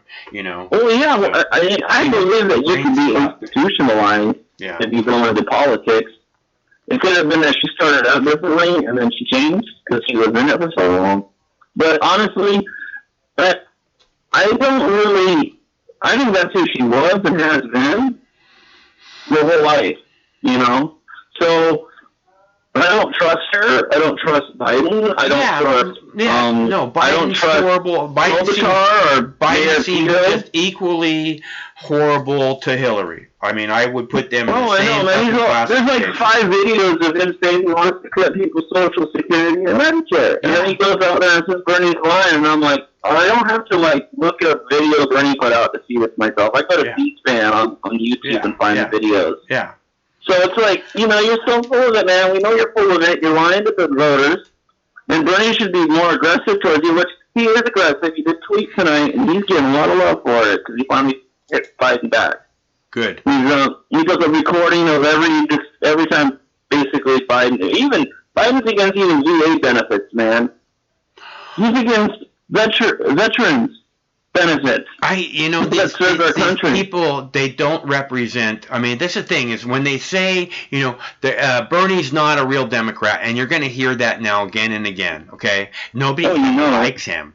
You're going to hear this again and again. Bernie's not a real Democrat. That's the kind of people that we want, right? I don't. You know what? Hillary said nobody even likes him.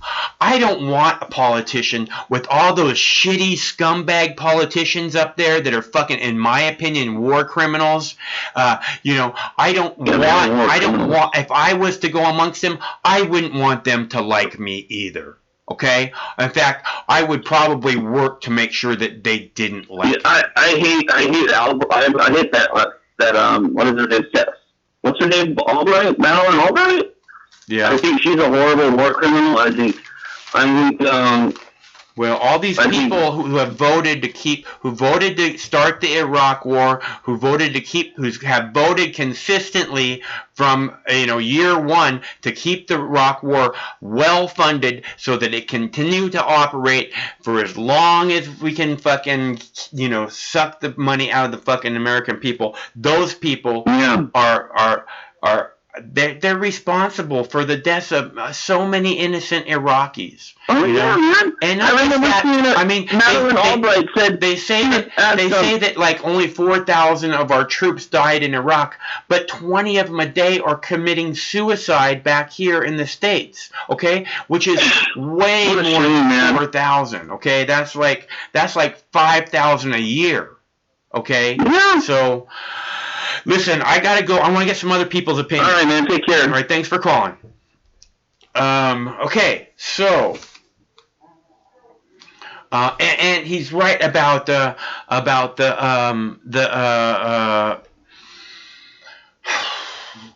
election and that being all being rigged. This is what they did in 2016. Is it wasn't just that the Democrats wouldn't listen to the people. The media worked together just like they are with Hillary. They're working with Hillary like she has a fucking shred of fucking credibility. You know, oh, Tulsi Gabbard's a Russian agent. Who the fuck would even ever talk to her again? This is how you talk about our war veterans. They're Russian agents, and she's so much more than that. Tulsi. I mean, but the point is that in being an Iraq War veteran, in volunteering to go to Iraq at the height of combat, as a medic, she earned the right to be respected, to have this little modicum of she's a worthy human being. Just this little tiny bit, just that little tiny bit that she's a worthy person. She actually has really been a public servant, not just stood in front of the fucking bright lights and pretended to be one. Hillary is such a fucking giant sack of shit. The whole world will be a better place when she leaves the earth. Okay? So we're all clear. Let's see. You want to see another clip? I got another clip. I got all kinds of clips here. I set it all up. Clip. I got cop getting kicked and wrestled with while he's trying to arrest some guy who he said spit in his face, which, I think that's just like some kind of like thing that cops say that they've been told to say, oh, he spit in my face, and it instantly justifies them being violent, them escalating, them, acting like the fucking raging adrenaline junkie that they are. And I have some kind of a school employees having sex with multiple partners at the school that she was working at, and giving him alcohol. And then have the doorbell ditch. I want to do the doorbell ditch story because this is why I'm saying, please don't let the hate enter your hearts. Because and don't let the anger overwhelm you, or really even don't allow it to enter you either, or at least recognize it when it starts to build. Okay, because the anger when you're angry, it lowers your IQ. When your IQ is lowered, you do stupid things. As this clip will show, when you let the hate into your heart, you're able to justify doing the stupid things. So it's very dangerous and bad for you and bad for others, and it doesn't add anything to your world or the world that we share. So don't let the hate into your heart, and don't let the anger, recognize the anger. When you begin to feel the anger, recognize it and realize it's not going to add anything good to the situation. Okay?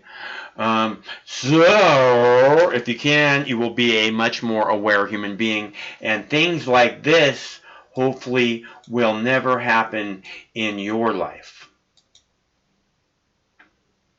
We turn next here to the deadly collision in Southern California.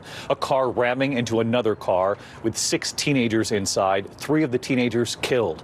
And tonight, the Highway Patrol saying the adult driver did it on purpose. Here's ABC's Zachary Quiche. Tonight, 3 teenagers are dead after this horrific crash. A suspect accused of ramming his car into theirs after a chase that may have begun after the teens rang his doorbell and drove off. It happened Sunday night east of Los Angeles. 6 teenagers were in this Toyota Prius when police say they were run off the road by this white Infiniti driven by 42-year-old Anurag Chandra. Drake Ruiz and the 2 other victims were just 16 years old.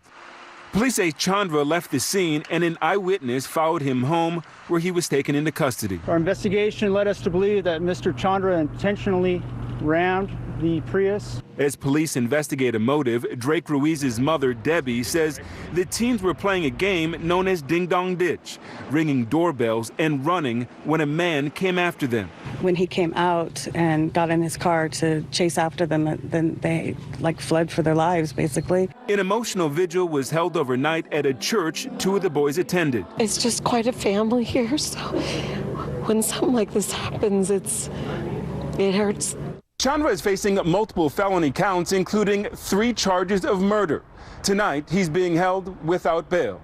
David? Zachary, thank you.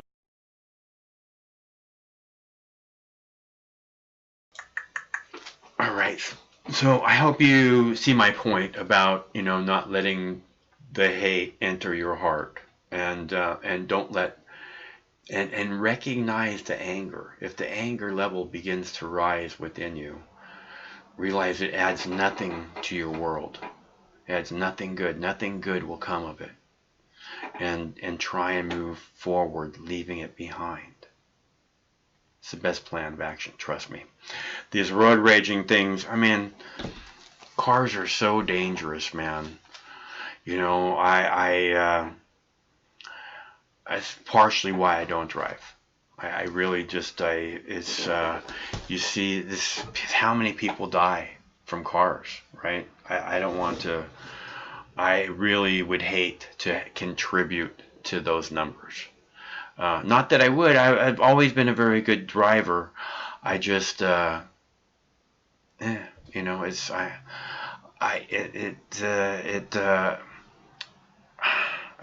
stopped a long time ago, And it's nice not driving. It's not that again is one of these things that adds to stress levels, right? You're constantly looking over your shoulder. In a police state, you're constantly looking over your shoulder. I don't have to do that when I walk around with the dogs. I never even think about looking over my shoulder, except for if I hear a car coming, and then I'm like, stay over. You guys know the movie Apocalypse Now, right? I love the movie Apocalypse Now. I love, and there's a documentary about the movie, about the making of the movie called Heart of Darkness, and watching them back to back is amazing.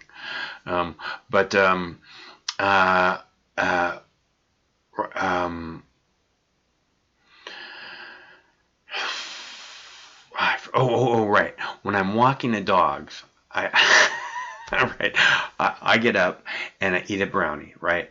And then I take the dogs for a couple hours walk, or hour and a half, 2 hours, and then what happens is, I'm good. I'm good for like the next 6 hours. I don't have to take a bong hit. Usually I don't even take a bong hit until we do the show. It depends on how I feel. If I'm hurting, then I take a bong hit. Otherwise, I don't take a bong hit. Anyways, I digress. Apocalypse Now, there's this scene in Apocalypse Now where they get to the Da Nang Bridge. Do you know that scene? Right there in the Da Nang Bridge, and they're like picking up orders there. Martin Sheen's character is getting some orders there, and they're trying to get fuel, and they explain that every day they build the bridge, and then every night the Viet Cong blow the bridge up, right? So, and this is the way war works, and this is how the racket of war works. Every day they rebuild the bridge, and then every night the Viet Cong, the Vietnamese, blow the bridge back up. So he's going and he's looking for the commanding officer, right? And the captain of the boat tells somebody, says, somebody go with him, right? And he said, and Lance, who's like the surfer guy in Apocalypse Now, he says, I'll go, I want to go. And he's like, hey, what's up with you, man? And he says, that last tab of acid I was saving?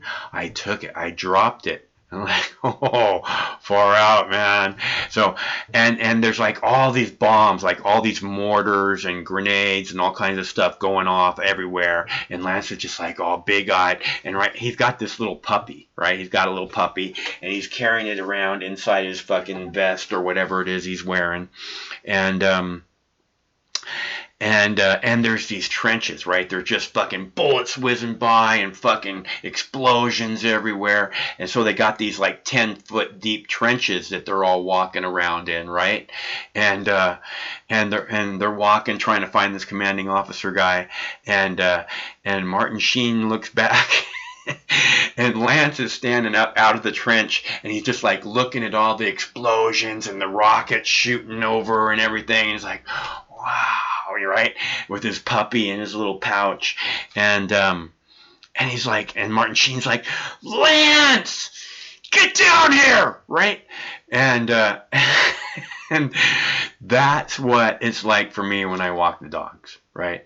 Is that I've got the dogs, and I'm like, why the fuck are you in the street? Get the fuck out of the street right now! Get the fuck out of the street! They don't go in the street a whole lot, but when they do, that's the kind of response that they get.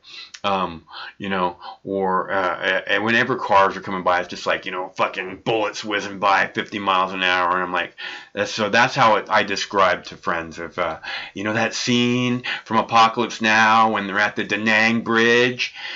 That's what it's like for me. And Lance is walking up out of the fucking trenches. That's what it's like for me. Lance, get down here! I'm like, get the fuck out of the street! My friends are like, yeah. But at least Lance listened.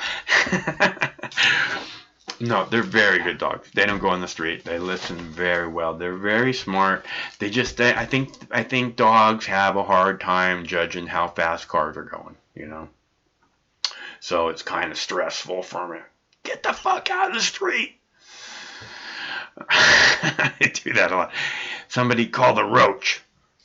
Get the roach. I love that movie. Okay, so That's my Apocalypse Now story. Let's see. All right, you want to see the teacher sex story, news story, or do you want to see the cop getting kicked and wrestled with while he's trying to arrest the dude who said spit in his face? I think we'll play that one. Okay, so that is clip number 1. I'm going to play clip number 1 for you right now. And then hopefully we'll have some callers after that. Okay, you ready? Here we go. You know, we honor heroes in blue every day on this show, and sometimes for men and women in uniform, that means standing strong even when a crowd can go against you. And that's what happened here. Pretty disgusting video. An officer in Baltimore getting stomped on as he's trying to make an arrest. Several people are seen kicking this officer. One person even tries to drag the suspect away from the police sergeant. Now, here's what we know. Late night, the sergeant's doing a business check. That's when the suspect became argumentative and allegedly spit in the officer's face. This officer was wrestling with that suspect, and that's when some in the crowd began attacking the officer. End of the day, 3 people have been arrested. The ages of the accused, 23, 20, and 17, and Baltimore's police commissioner fuming over this event. What we saw was appalling, it was unnecessary, and it was downright criminal. Let's bring in our H-Line legal analyst, career criminal defense attorney Joey Jackson. Go along with that. What's your reaction when you see the video, Joey? I have to tell you, Mike, we've reached a new level of pitifulness, of lack of respect, of inhumanity, of lack of, just completely devoid of lawfulness. You can't have this in a civilized society. You cannot. You need to have law, you need to have order, and you cannot at all support the actions that you see engaged in here, subjecting an officer to harm, obstructing an arrest. Otherwise, this could have gone so wrongly and so badly. And so it just perplexes me about where we are as a society and what we need to do to get a grapple around what's happening here as we look at 2 suspects and another one having just been arrested. And so, Mike, this is just not something that is a favorable, a good thing at all. It needs to be nipped in at the bud, and they need to be prosecuted to the full extent of the law. Speaking of that, 23, 20, and 17, the ages of the accused here. What sends a message to them and everybody else?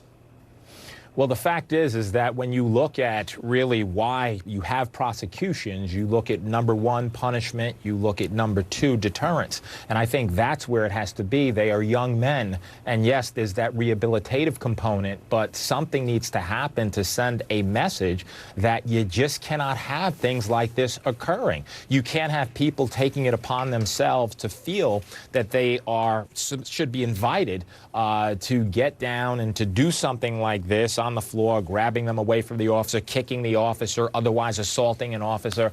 And so the fact is that you have to have the punishment component and you have to have the deterrent component so that you could prevent others who think that this is okay to believe that it is not okay, because you'll be prosecuted in a very significant way.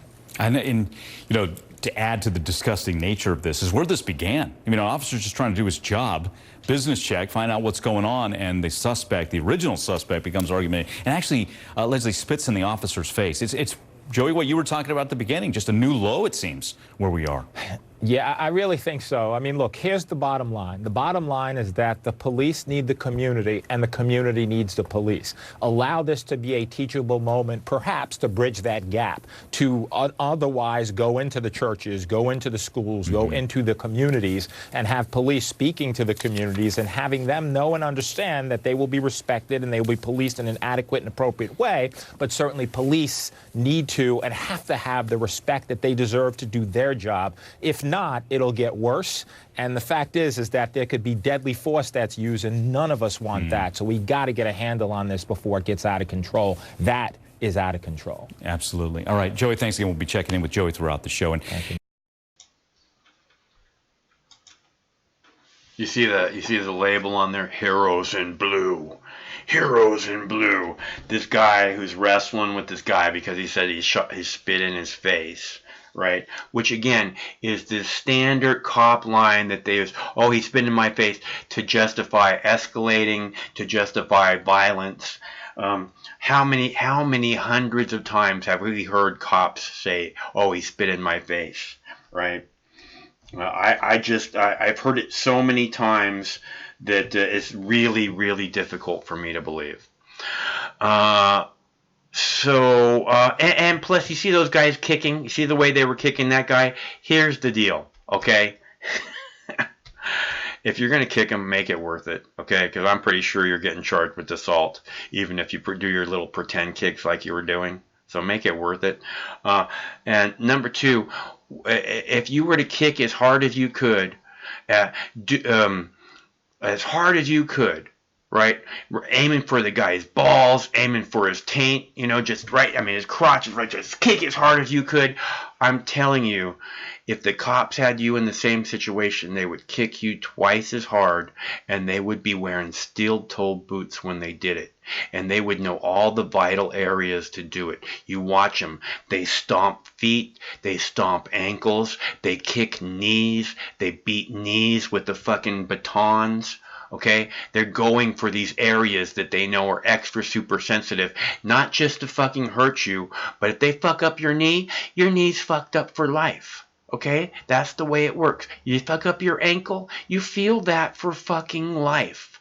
That's who these fucking pit bull, big cops are. So we're all clear. Hello, caller. You have a collect call from inmate Steve McClanahan. Steve! To accept this call, please press 1. Steve, go ahead. Beep. Michael, this is Steve McClanahan. I only got like 60 seconds. I'm back in jail. Michael, can you send somebody down in the Kansas City vicinity and bail me out of jail, Michael? Well, JK said she's in that area. Well, I tell you what, it's going to be $10,000 up front for bail. Or 10% of that, Michael. I don't really know. I don't have very much time here, Michael. Okay, Steve, we'll get the word out. We'll get that bail. Steve McClanahan is locked up in the Kansas City jail. Okay, Steve, you stay cool, man. We'll get you out of there. Can you hear me, Michael? Yeah. You have 15 seconds. Michael, I gotta go, Michael. I love you. I love all the Box News listeners. We're doing it. We're doing it live. We're keeping a positive attitude, even we're eating the shitty-ass goddamn food here in this fucking shithole, Michael. Got those bologna sandwiches, huh? Oh, I guess his time ran out. Poor Steve. Everywhere he goes, trouble follows. That poor guy. I hope, Steve, just stay cool, man. You'll get through it. You always do. You always do, Steve. Glad we heard from Steve. So, I thought, again, the thing with the cops, again, I always like to ask the cops, what kind of shoes are those you're wearing? And they say, oh, these are the Red Wings. You get them at the Red Wing store. And I'm like, right on. I said, why do you ask? I say, that way when I kick you, you know what it feels like, fucker. And get me a pair.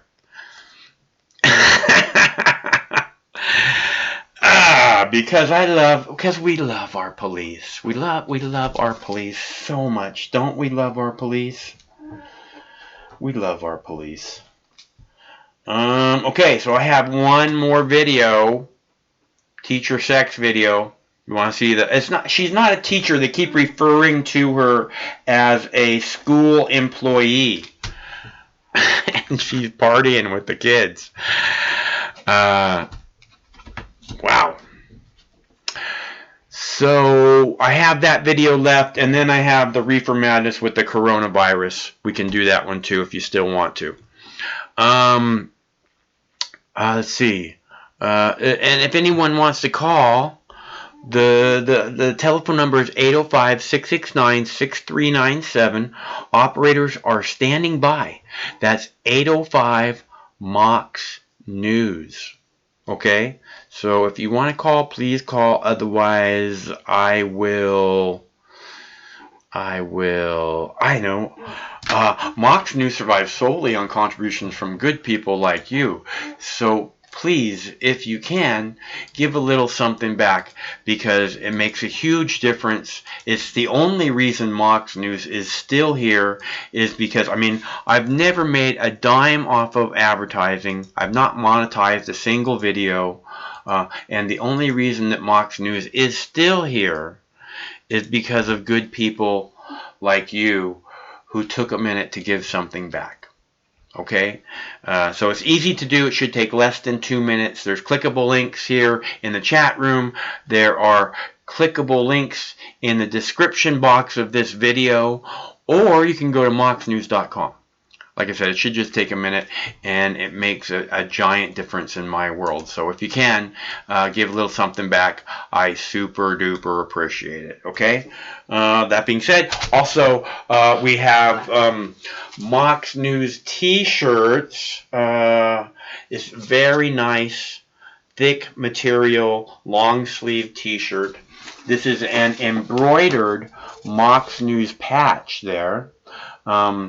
Very stylish, very stylish. And it's a nice t-shirt. It's a good fit. I put one on a while back, and it was very comfortable. So if anybody wants one of those, let Craig know. Craig got a box of them. And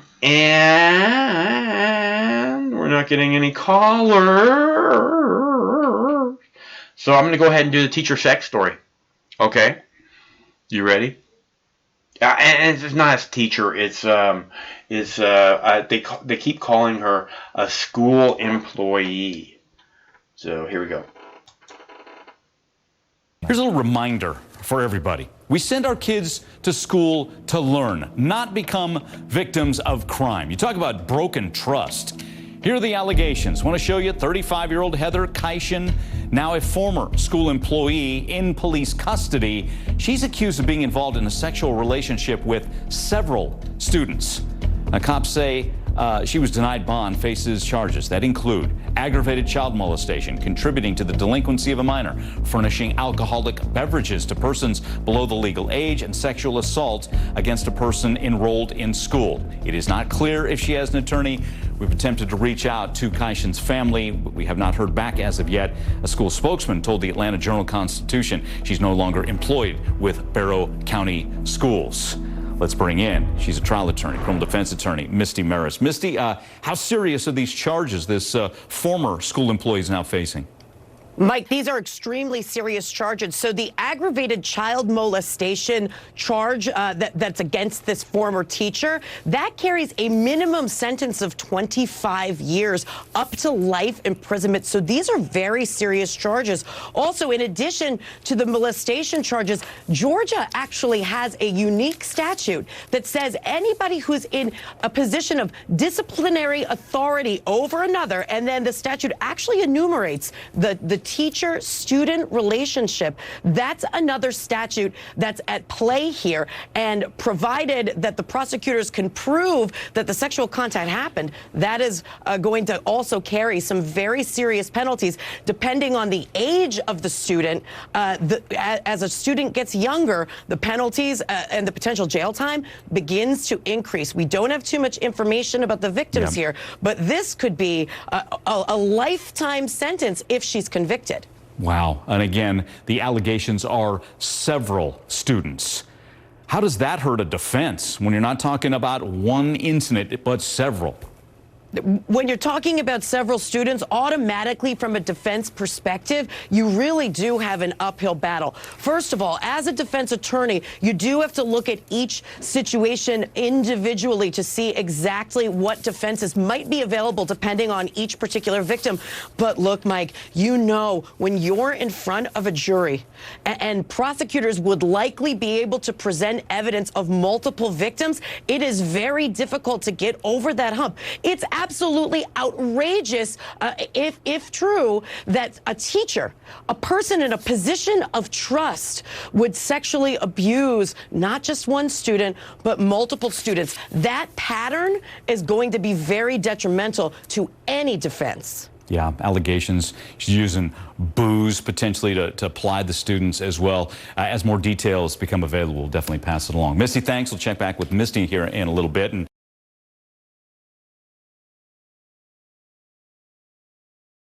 I don't know. I don't know if anyone's going to even... So where are you calling from? San Diego. San Diego. What's your name? Jason. Hey, Jason, what's going on, man? Are you, I don't think Hillary will jump into the race. She's, like I said, again and again, she's one of the most despised figures in American political history.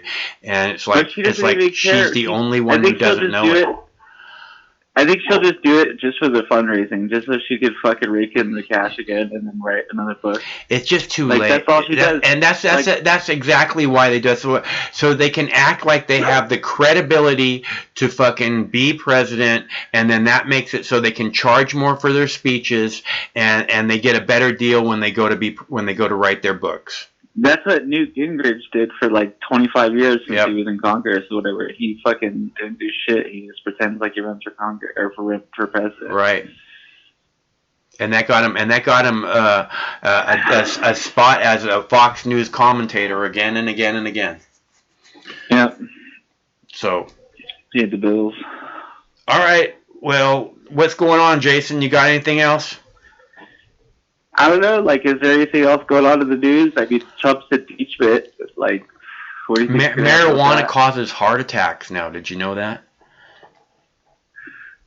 Bernie Sanders had a heart attack recently. He must be smoking that chronic. He must be smoking a lot of that chronic. I smoked a fat dab of some, what was it called? It's some kind of OG, like OG Kush variety. I like that. Right on. I love doing that. I love it when that happens. Yeah. I try to smoke at least like 7 or 8 a day. I'm lucky. Lucky. All right, Jason. Well, keep up the good work. All right. I'll call you if some crazy shit happens. Okay, call anytime. Thanks for it's nice to hear from you. See ya. All right, bye. That's Jason. Okay, so, and the Do Not Disturb is off. We are ready for, oh, look, there's a fake news person. Who are you? Welcome. It's so nice to have you here. Fake news, funny. Oh, you are, huh? Well, good luck with that. I'm actually a journalist. Actually one of YouTube's greatest. And not that I want to ring my own bell, but I've been doing this a long time. Who the fuck are you again? So, anyways. Oh, did we do the teacher sex one? We did, huh? Okay, well, I guess that's all the videos. Oh no, I have the Reefer Madness Corona virus video. If you'd still like to see that one, we can play it. Otherwise, I am waiting for a call. It would be nice to see some people smashing that like button and to speak with you guys. It's always nice to talk with you, more or less. Mostly more. So the number is 805-669-6397. That's 805 Mox News. Operators are standing by.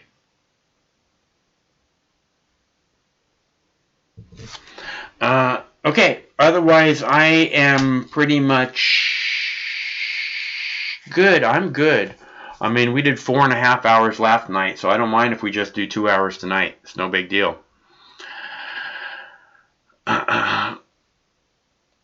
Yeah, Bernie is looking like,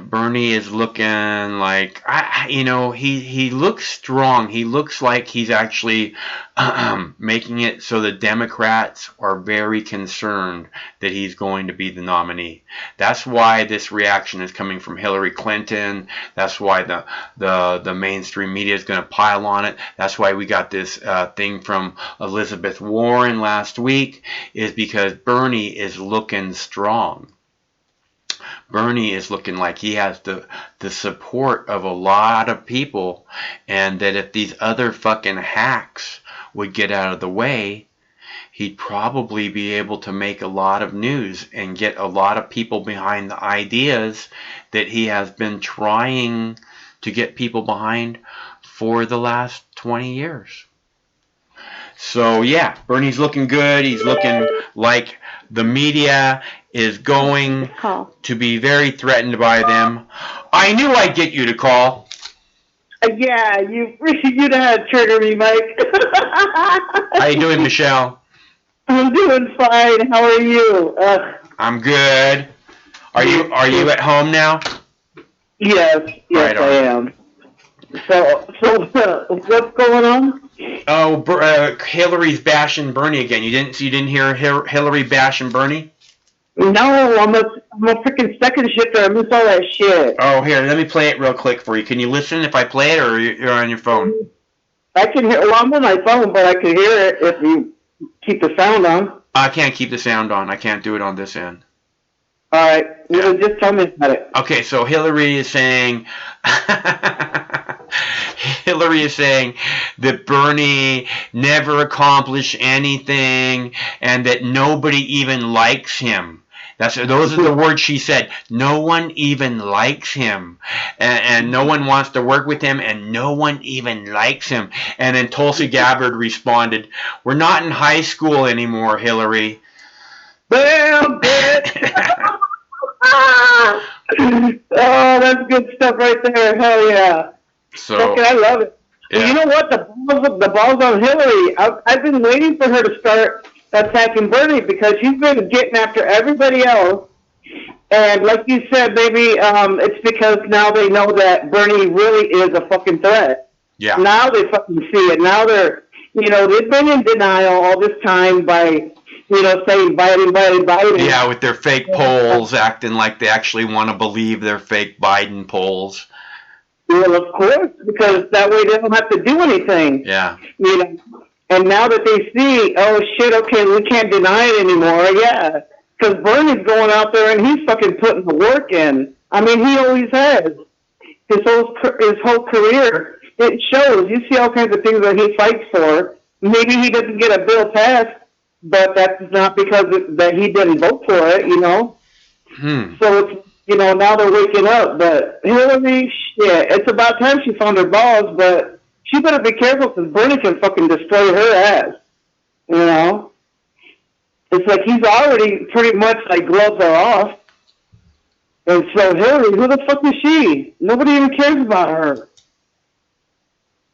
I don't know why people think that she holds any clout.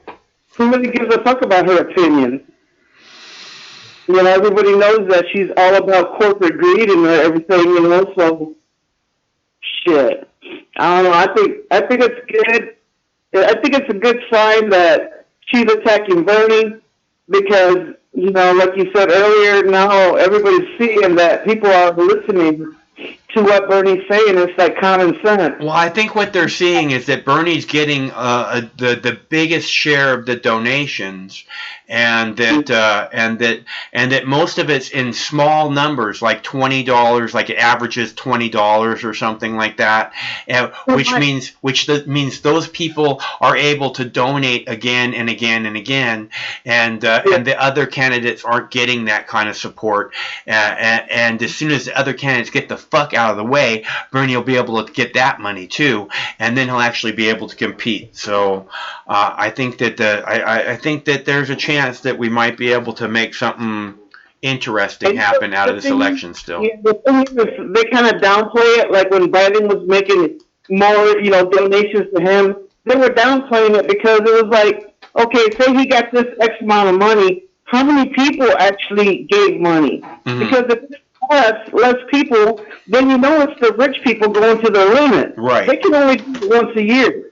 You know. Meanwhile, what Bernie's got, he's got like millions of different donors that are given, like I said, what is it, like $29 is the average of what, they give him, and shit. Mm-hmm. And it's like, so it means something because we can keep on fucking doing that time and time again. It's because the masses, it's like we're getting a fucking voice out there letting everybody know that money is not going to be the factor in, deciding who's the president, and it's like, yeah, they're scared shitless right now. Yeah. And now I'm waiting for Barack. I'm waiting for that motherfucker to say something about Bernie. Yeah. And I just keep, because Hillary's going to be a failure.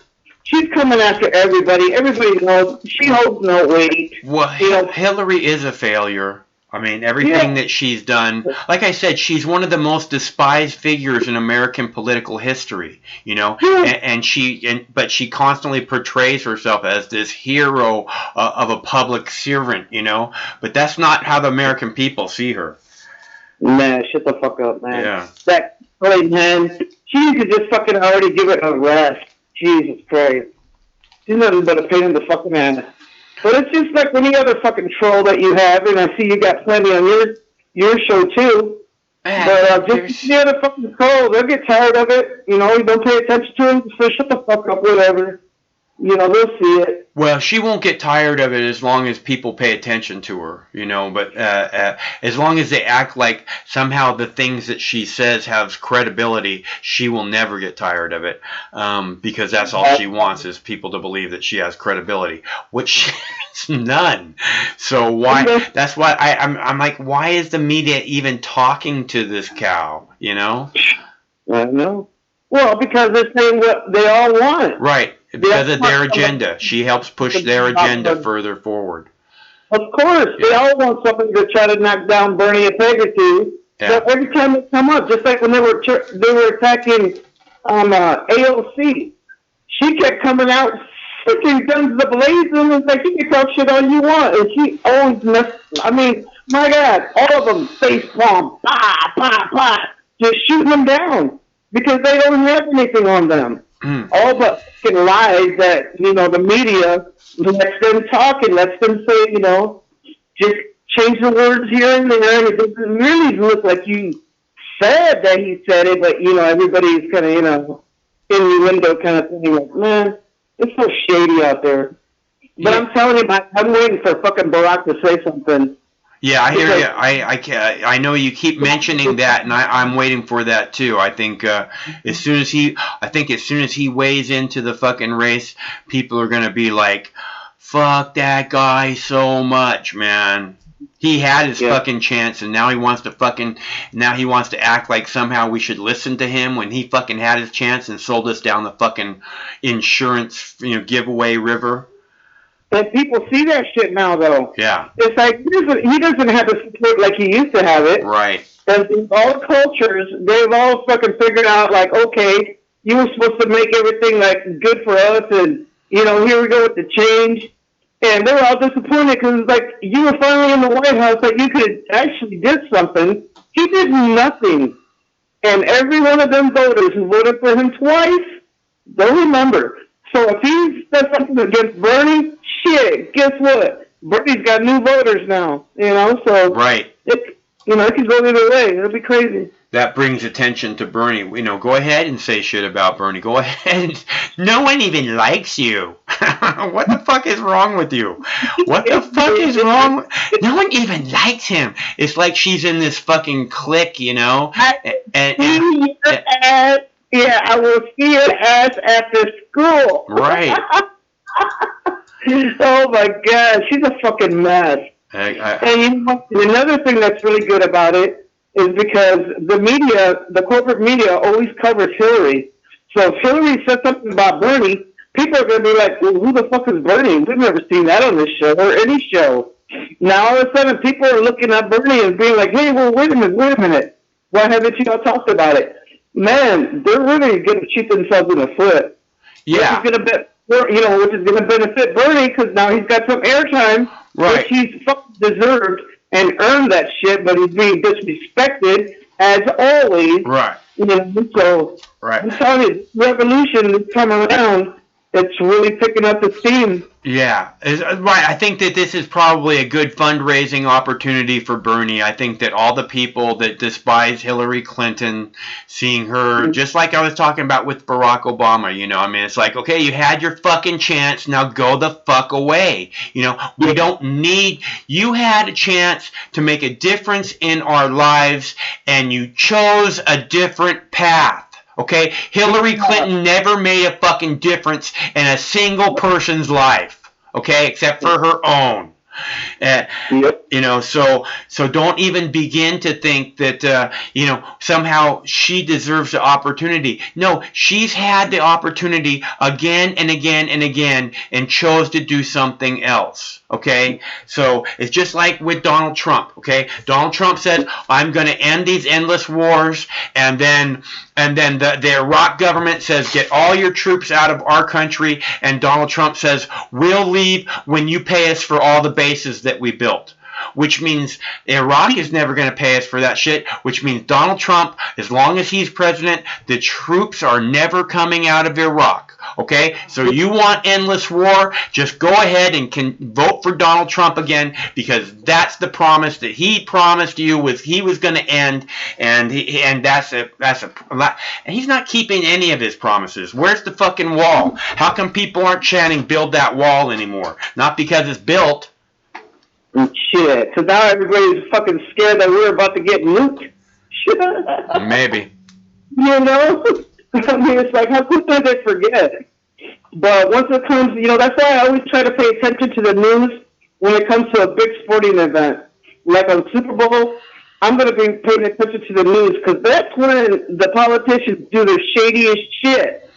And trying to be like, well, we disclosed what we did. It happened to be on Super Bowl. Nobody was paying attention. Hold on. Yeah, that makes sense. Yeah, that's exactly that dirt comes out. Yeah, I always pay really close attention on Christmas and the holidays because, like you're saying, everybody's distracted. Oh, and the 4th of July, get ready to be 4th of July fuck. Because that's when they come up with their shadiest schemes and swear. It was like, oh my God.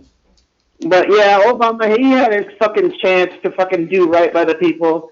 Now all fucking we getting is, like you said, people are uninsured.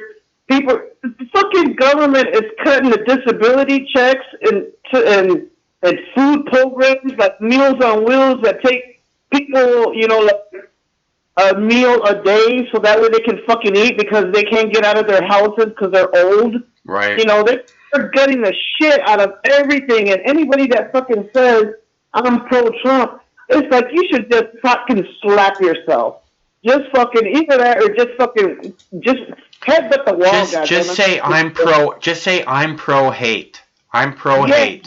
Okay, because Donald Trump is the biggest hater that ever walked the face of the earth. Okay, I don't know if he's a racist or not. I don't know that he's a racist, but maybe he's just an equal opportunity hater. He hates everybody that's not a billionaire equally. It's like me with religion. I hate all your religions equally. I don't care what they are. They're stupid. Okay, I mean, if it works for you, that's good. But the religions are against God, in my opinion. Well, the thing is that it should never be about, like, okay, you got on that religious thing. Yeah. But my problem is, because now you got preachers, you got evangelists, you got all these motherfuckers going out there and trying to tell you what you should believe in the government ways, you know? And it's like, motherfuckers, if you want to preach to your herd about the government and want to voice your opinion about how you don't think that this is right, and you as my congregation should feel the same, then you guys should not be exempt of fucking paying taxes anymore. If you want to dip your fucking ass into the government and spew your goddamn venom while saying God bless everyone and God loves everyone, you know? And then you're going to spew shit about hate with any fucking race or whatever you may be at that time. It's like, you should fucking start paying fucking taxes then.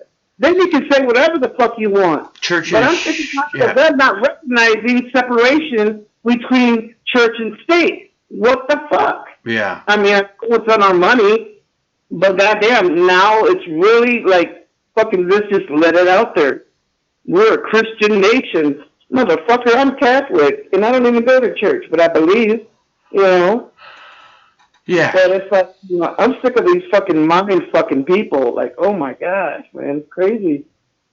Yeah, I hear you, Michelle. It is crazy. It's crazy out there, and but we have to recognize the real enemy, you know, and it's not our neighbors, it's not the Republicans, it's all the people. It's the Democrats and the Republicans working together to bring us to where we are right now in this point in history. Okay, we deserve better, and no one in the working class is being represented by this representative government, for sure.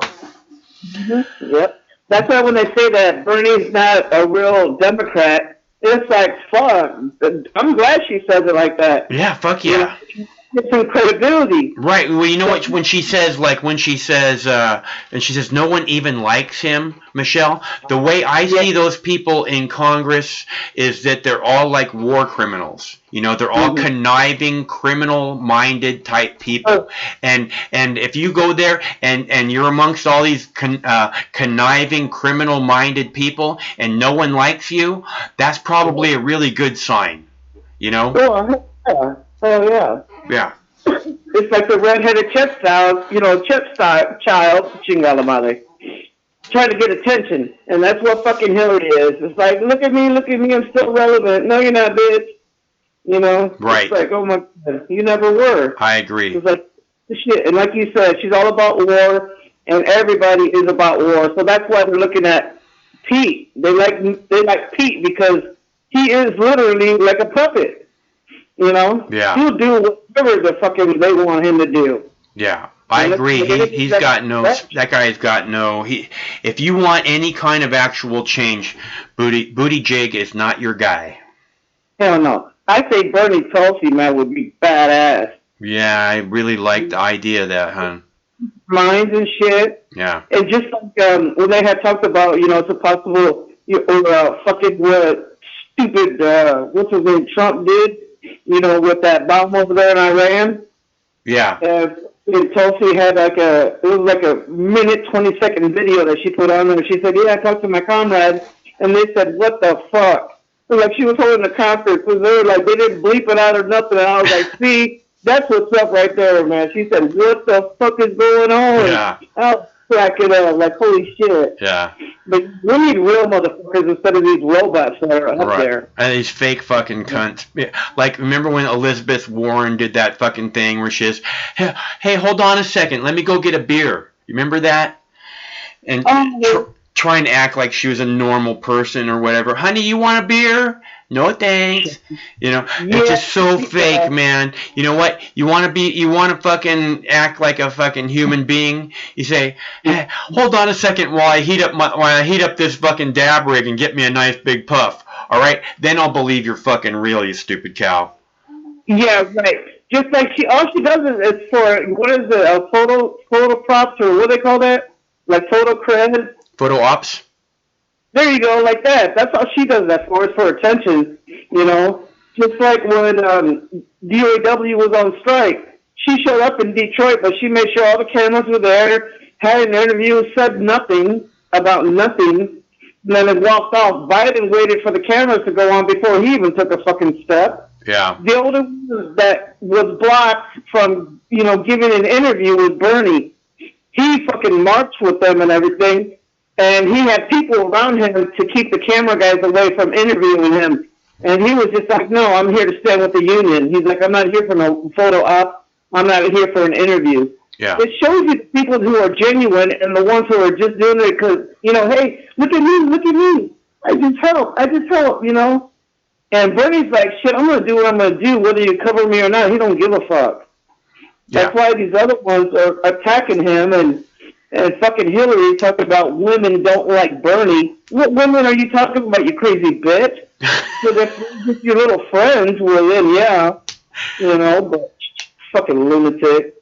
Nah, she crazy as fuck. Yeah. She didn't just be done already. I agree. Say good night, Hillary. Already. Shit, it's been a long time coming, Mike. But I'm really glad though. Like I said, without her, Bernie wouldn't get as much airtime as he's getting, and that's a good thing. I agree. I think it's probably a good fundraising opportunity, and again, the way people react to Hillary, is like it's like how they reacted when she came out against Tulsi. Everybody rallied around Tulsi. Nobody's like, "Oh, Hillary's so smart." They're like, what the fuck is wrong with her? I think it's the same thing happened again, where people are now, and Bernie's a much bigger figure than Tulsi, so there's a good chance he'll be able to benefit from it a whole lot more.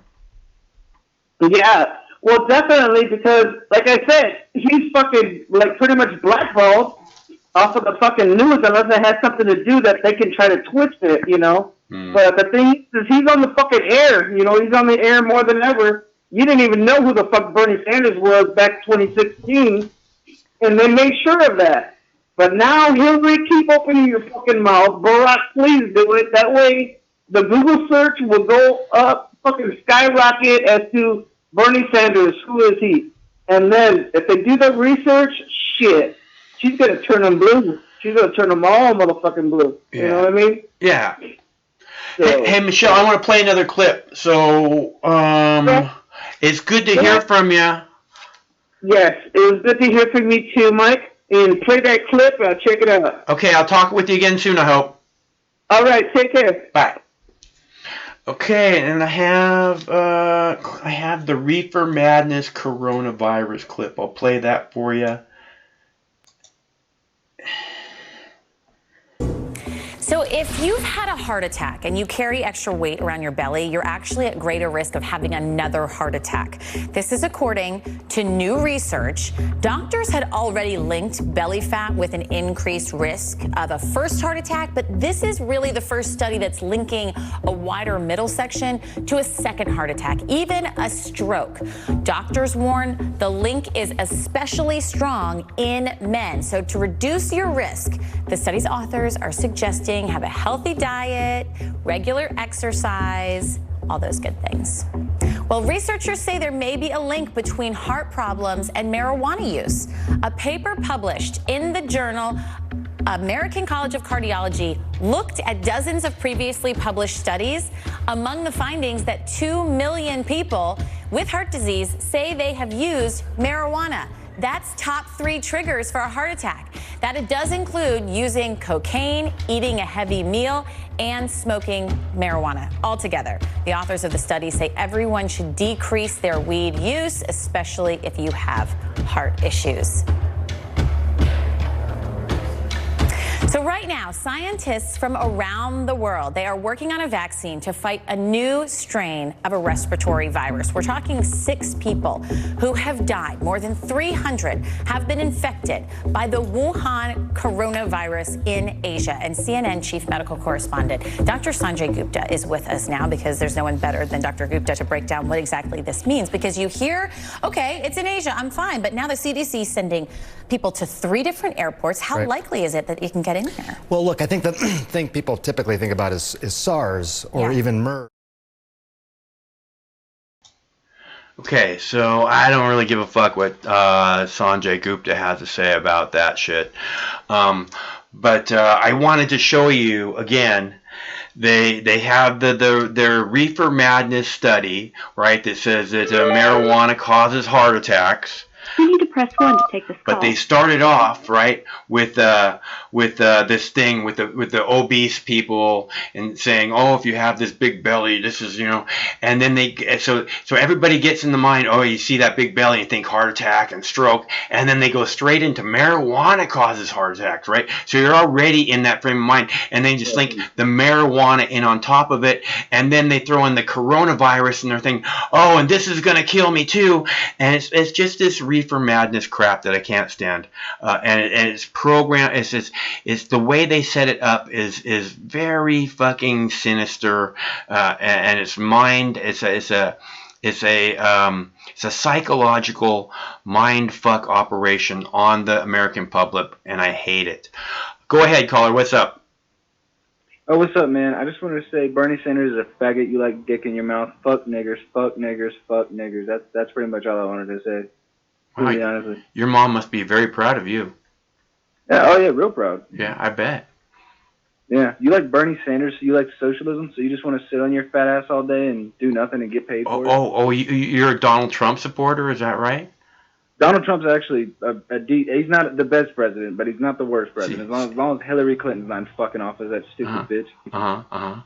And you know how you make the Donald Trump supporters look when you come out here and you say the things that you started off saying. Yeah, I know you don't give a fuck about anything. You don't care about the way you make you look. You don't care about the way you make human beings look. You're a fucking lousy representation of what a human should be. So why don't you go? Dumbest motherfucker on the planet. You're fucking stupid. Good luck with that. Anyways, thanks so much for calling. It's so weird, man.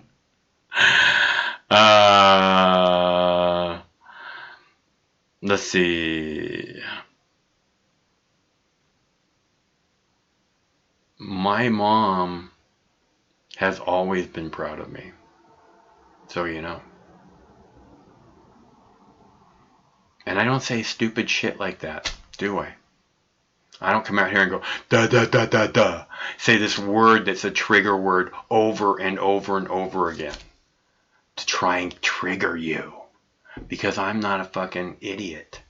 I actually have the ability to come out here and have a discussion like an intelligent human being. Unfortunately, that person didn't want to discuss anything. They just wanted to express their anger. Right? So, good luck with that. And to all of you that want to express your anger,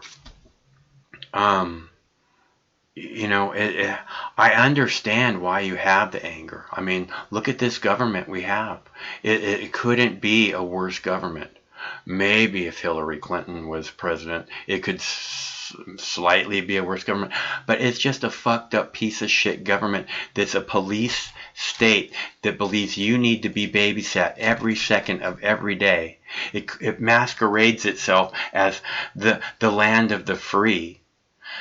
Meanwhile, everything they can do to erode and take away your freedoms, they do every single moment of every single day. People go into the street to stand up and fight for the Constitution, and they vilify them. In the proud American tradition, in the proud American of taking to the streets and fighting for our rights as humans, and they vilify them again and again and again, unless of course it fits their agenda. So you know, we deserve better. We can have better. But we have to get beyond this petty little crap where somehow you want to buy into this division.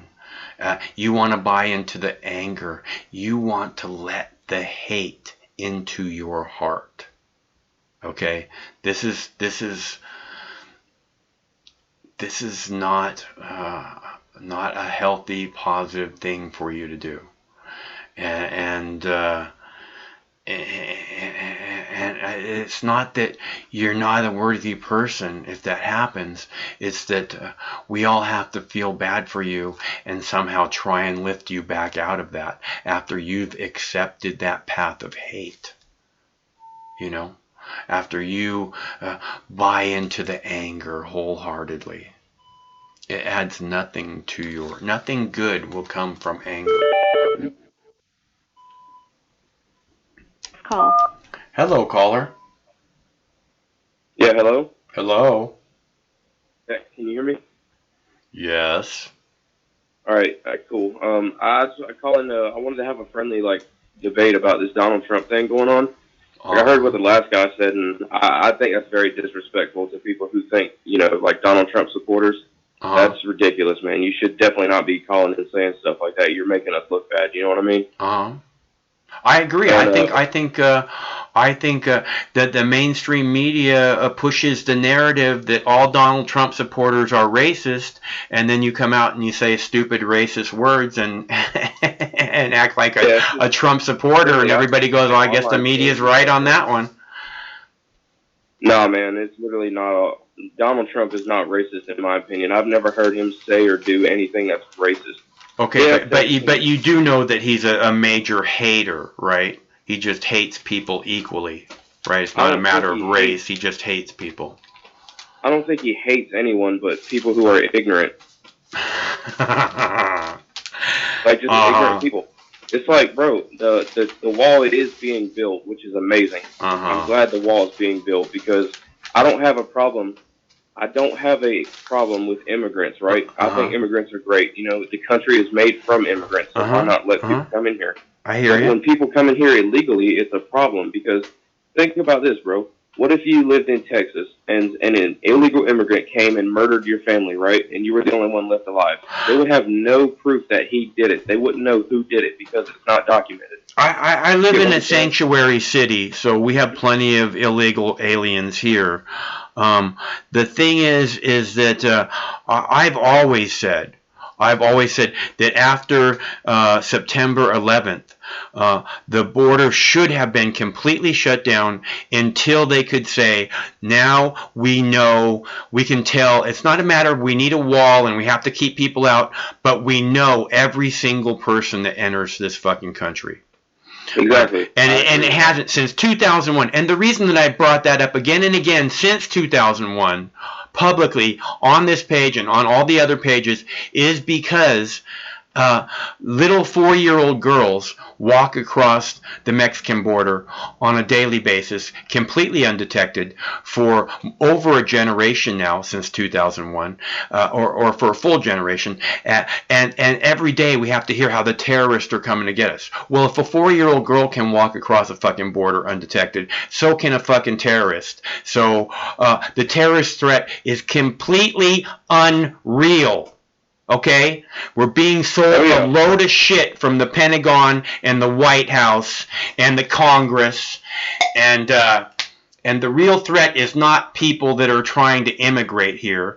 The real threat is not Russia, it's not China, it's not Iran. Okay? It's all in Washington, D.C. Go ahead.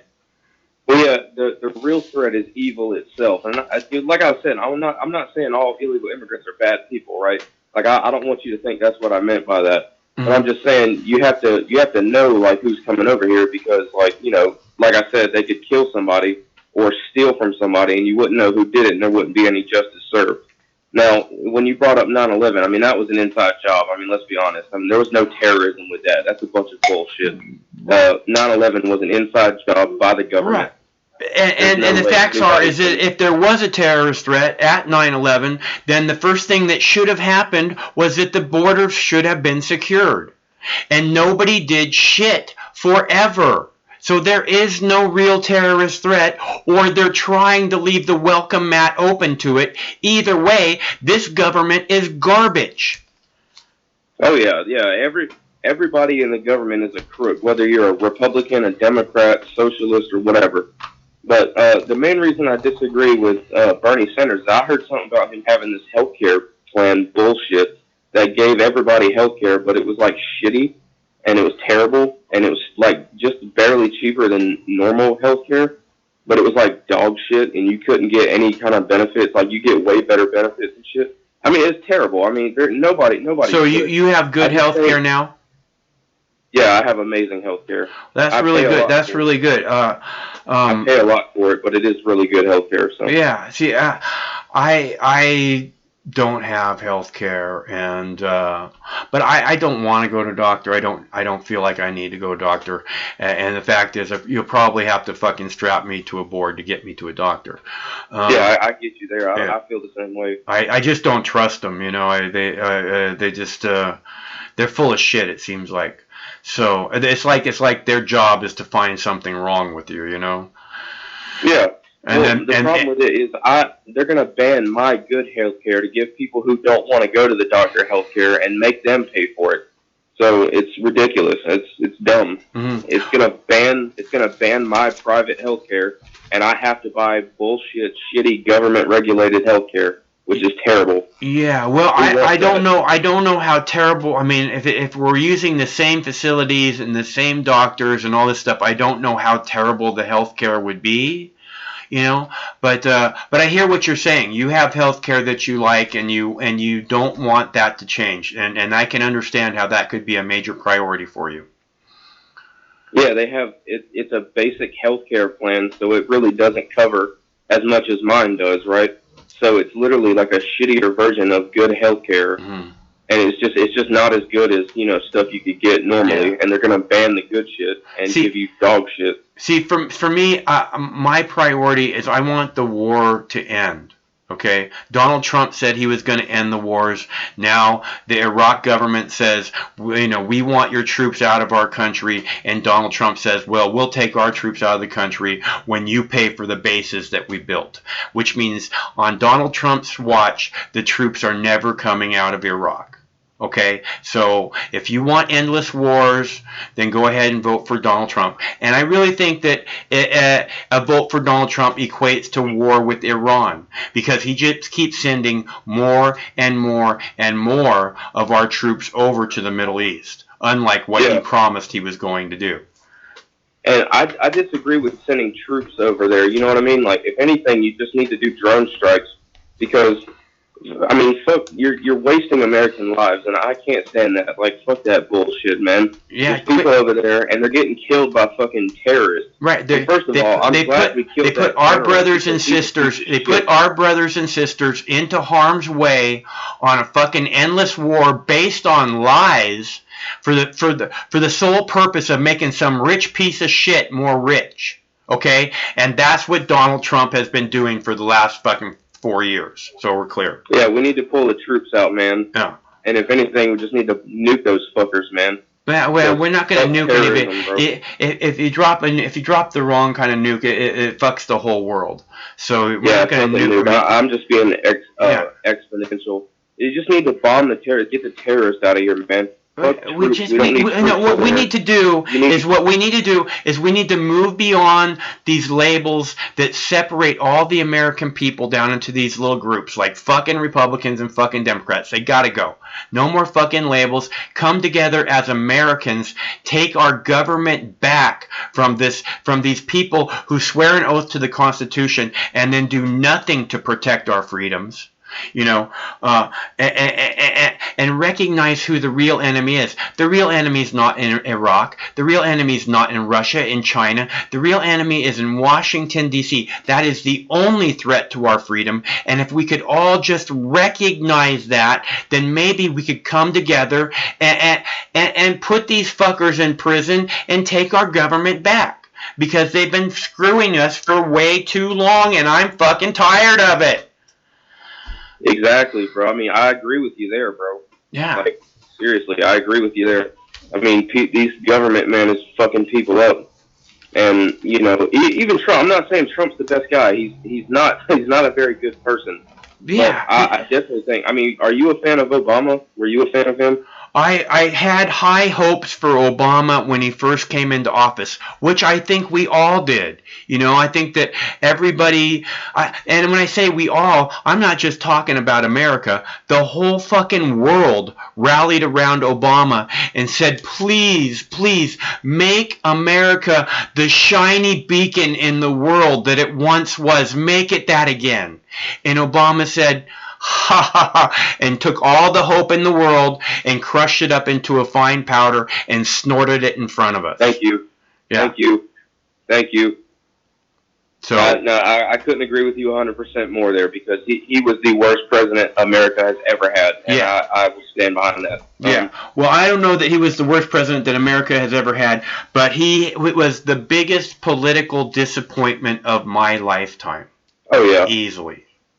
I mean, you really, I mean, all the African Americans, like always the first African American, he was terrible. He didn't do anything for the black community. He didn't do anything for the minority. In fact, he was so bad, for the African American community, that an organization under the presidency of Barack Obama had to be formed to spell it out for Obama, which was called Black Lives Matter, because Obama was such a shitty president in recognizing the fact that Black Lives Matter. He did absolutely nothing to fucking try and act like that was the truth. Yeah, and I'm sure you knew about the thing that everybody was blaming Trump for, you know, when like the kids were getting separated at the border from their parents. Yeah. And they put the little kids on trial on the bench and make them explain what's going on. Yeah. This is a little known fact. So if there's any like Latino people watching or people from Mexico, just listen to this. This is a very little known fact that Obama was actually the one to put that in place to separate kids. And Donald Trump was trying to stop that shit. And I believe he did stop it, if I'm not mistaken. That was a terrible thing to do, separating families like that at the border. That was definitely not right at all. That was one of the worst things he's ever done. And really the worst thing Obama's ever done, in my opinion, was give $150 billion to Iraq for their nuclear program. I think that was just fucking plain retarded. Okay, you said Iraq. Okay, number one. Is it Iran or Iraq? It's Iran and Iraq. Okay, you're pronouncing it incorrectly, so you know. You don't say idly. You don't say idly. You don't say idly. You don't say Israel. It's pronounced Iraq. Okay, and if you were saying idly, you would think that someone would want to tell you how it's pronounced correctly, right? I mean, I don't really care how it's pronounced. I know that's part of the problem here, is that we don't really give a fuck about the people in Iran and Iraq. Well, I care about the civilians, because those people are getting fucked on right now because their government is terrible too. Right. Government is a horrible thing. Tomato, that doesn't matter. But what really matters is the people. Any soldiers that die in Iraq have nothing to do with Iran, because Donald Trump is the one that keeps the soldiers there based on lies, not Iraq. The Pentagon is the one who keeps the soldiers there based on their own lies, not Iran. Okay, Iran is there fighting ISIS. That's why Iran is in Iraq. ISIS that we created, ISIS that we gave all the weapons to, ISIS that we actually give giant pallets of $100 bills to. Okay? So who is the real fucking evil in the world? Okay? Obviously, these fucking Democrat motherfuckers giving the terrorists guns. It is the Democrats and the Republicans that have brought us to this moment in history, hand in hand, happily. They worked together to make this happen, and you know that's the truth. Yeah, they're all terrible, dude. Yeah. This country is set up for a crook, and that's all there is to it. Yeah. I hear you. This country's supposed to be in the hands of the people, right? And it's not. It's supposed to be have nothing to do with how this country's governed at all. Right. It's supposed to be a representative government, meaning it represents your congressman is supposed to represent you and the community that they serve, and they go up there time and time again and vote for endless fucking war. And they'll say, oh, I'm not voting for endless war. No, but you're voting to fund the endless fucking war forever. And you just keep doing it and doing it and doing it. So, yeah, you're responsible. So, let me ask you this, though. The terrorists that are in Iran, what do you propose we do about that? Because they keep killing Americans, and Iran shot a fucking plane down the other day that had nothing but civilians on it. They were shooting at Iraq bases with Americans and Canadians in them. Like, what do we do about that? Because, you know, like I bring the troops home. At the same time, if you bring the troops home, they won't be shooting at our troops anymore, will they? Like you said you were going to do. You said you were going to bring the troops home. Bring the troops home. Problem solved. Boom.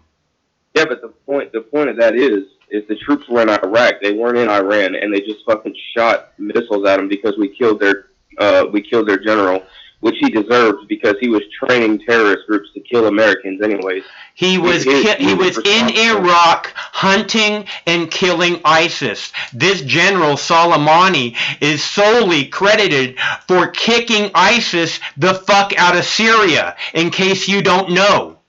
Not the goddamn fucking Pentagon. Well, this general. He did kill hundreds of Americans, though, which he deserved to die. The only person responsible for deaths of Americans in Iraq are the White House and the Pentagon. End of story. They're there based on lies, then they just keep perpetuating the lie forever, and they do it solely so that some fucking rich piece of shit can get more rich. Okay? It's not Iran's fault that they're fighting in their backyard trying to defend their fucking country and their fucking other people around them. Let me bring an analogy to you. So, 1941, when Japan attacked Pearl Harbor out of nowhere, it was the government's fault that we had to go to war with Japan. The government allowed the attack to happen. The government knew the Japanese were on their way, and they allowed the fucking naval fleet to sit there in Pearl Harbor and wait for it to be attacked. Okay, so we're clear. That's the kind of government that we had then. That's the kind of government we had in Vietnam when they lied about the Gulf of Tonkin attack, and fucking how many fucking Americans died in that war. And now this is the government we have now, where they continue this bullshit lie. Iraq had nothing to do with anything. And now we have to go to war with Iran? Who the fuck did Iran ever attack? Nobody. I mean, their general was training terrorists. Their general was hunting ISIS. I don't know who the fuck you think the terrorists are, but we're supposed to believe it's ISIS. He's credited with kicking ISIS out of fucking Syria, and then and if he is killing ISIS the way that he's credited for doing. Yeah, and they also said that he was protecting Christians in doing so. American lives in danger as well. Okay, by doing that, no, he would have been saving American lives, because ISIS are the enemy trying to kill American lives. Okay, they're the ones. That's why we're in fucking. That's why we're in Syria, because of ISIS. Okay, this is all a bunch of bullshit, and the only people responsible for U.S. soldiers' deaths are the ones who made the decision to put them into harm's way based on their own bullshit lies, and now actively choose daily to keep them there because of the same bullshit lies. So does the government give the terrorists guns to kill innocent civilians with? That's where ISIS got all their fucking weapons. Yes, the government gives the fuck. That's where ISIS got all their weapons, from the American government. So it's the government's fault that American lives are being taken away by terrorist people and evil. The only reason that our soldiers are dying in Iraq is because the Pentagon and the White House lied us into going there. That's the only reason our soldiers are dying there. Okay? And because Donald Trump is too fucking spineless to bring them home. So what you're saying is, if we were to bring all the troops home, right, like every American soldier from across the globe was to come back to America, everything would be fine. If we brought them out of Iraq and Afghanistan, we would be saving at least $1 trillion a year. And our soldiers would no longer be in a position to where they could be hit by anybody. Okay, so how are we supposed to keep like order and shit through those countries? When have those countries ever had order? When have they ever had order? And who the fuck are we? Who the fuck are we to tell them how their country's supposed to be? Let them figure it out. Terrorists. They got terrorists overthrowing their countries. Terrorists that we created with our fucking war. Terrorists that we created by fucking taking out Saddam Hussein based on a bucket full of lies. So all we're going to do is keep creating more and more terrorists and make more war. That's what they want. They want just to be more war, more war. Bring the fucking troops home, end it now, and we actually have a shot at doing something good in the world. Right now, we're just garbage. We're not doing anything good in the world. Nothing. Well, I'm just saying, I don't believe that, because if we don't keep a foothold on the rest of the world, the rest of the world is going to be shitting on itself. That's their prerogative. You don't think the rest of the world wants to have a better life? Okay, because right now fucking Iraq is as the worst it's ever been in its entire history since the beginning of mankind, and it's 100% because of the Pentagon and the White House lying to the American people.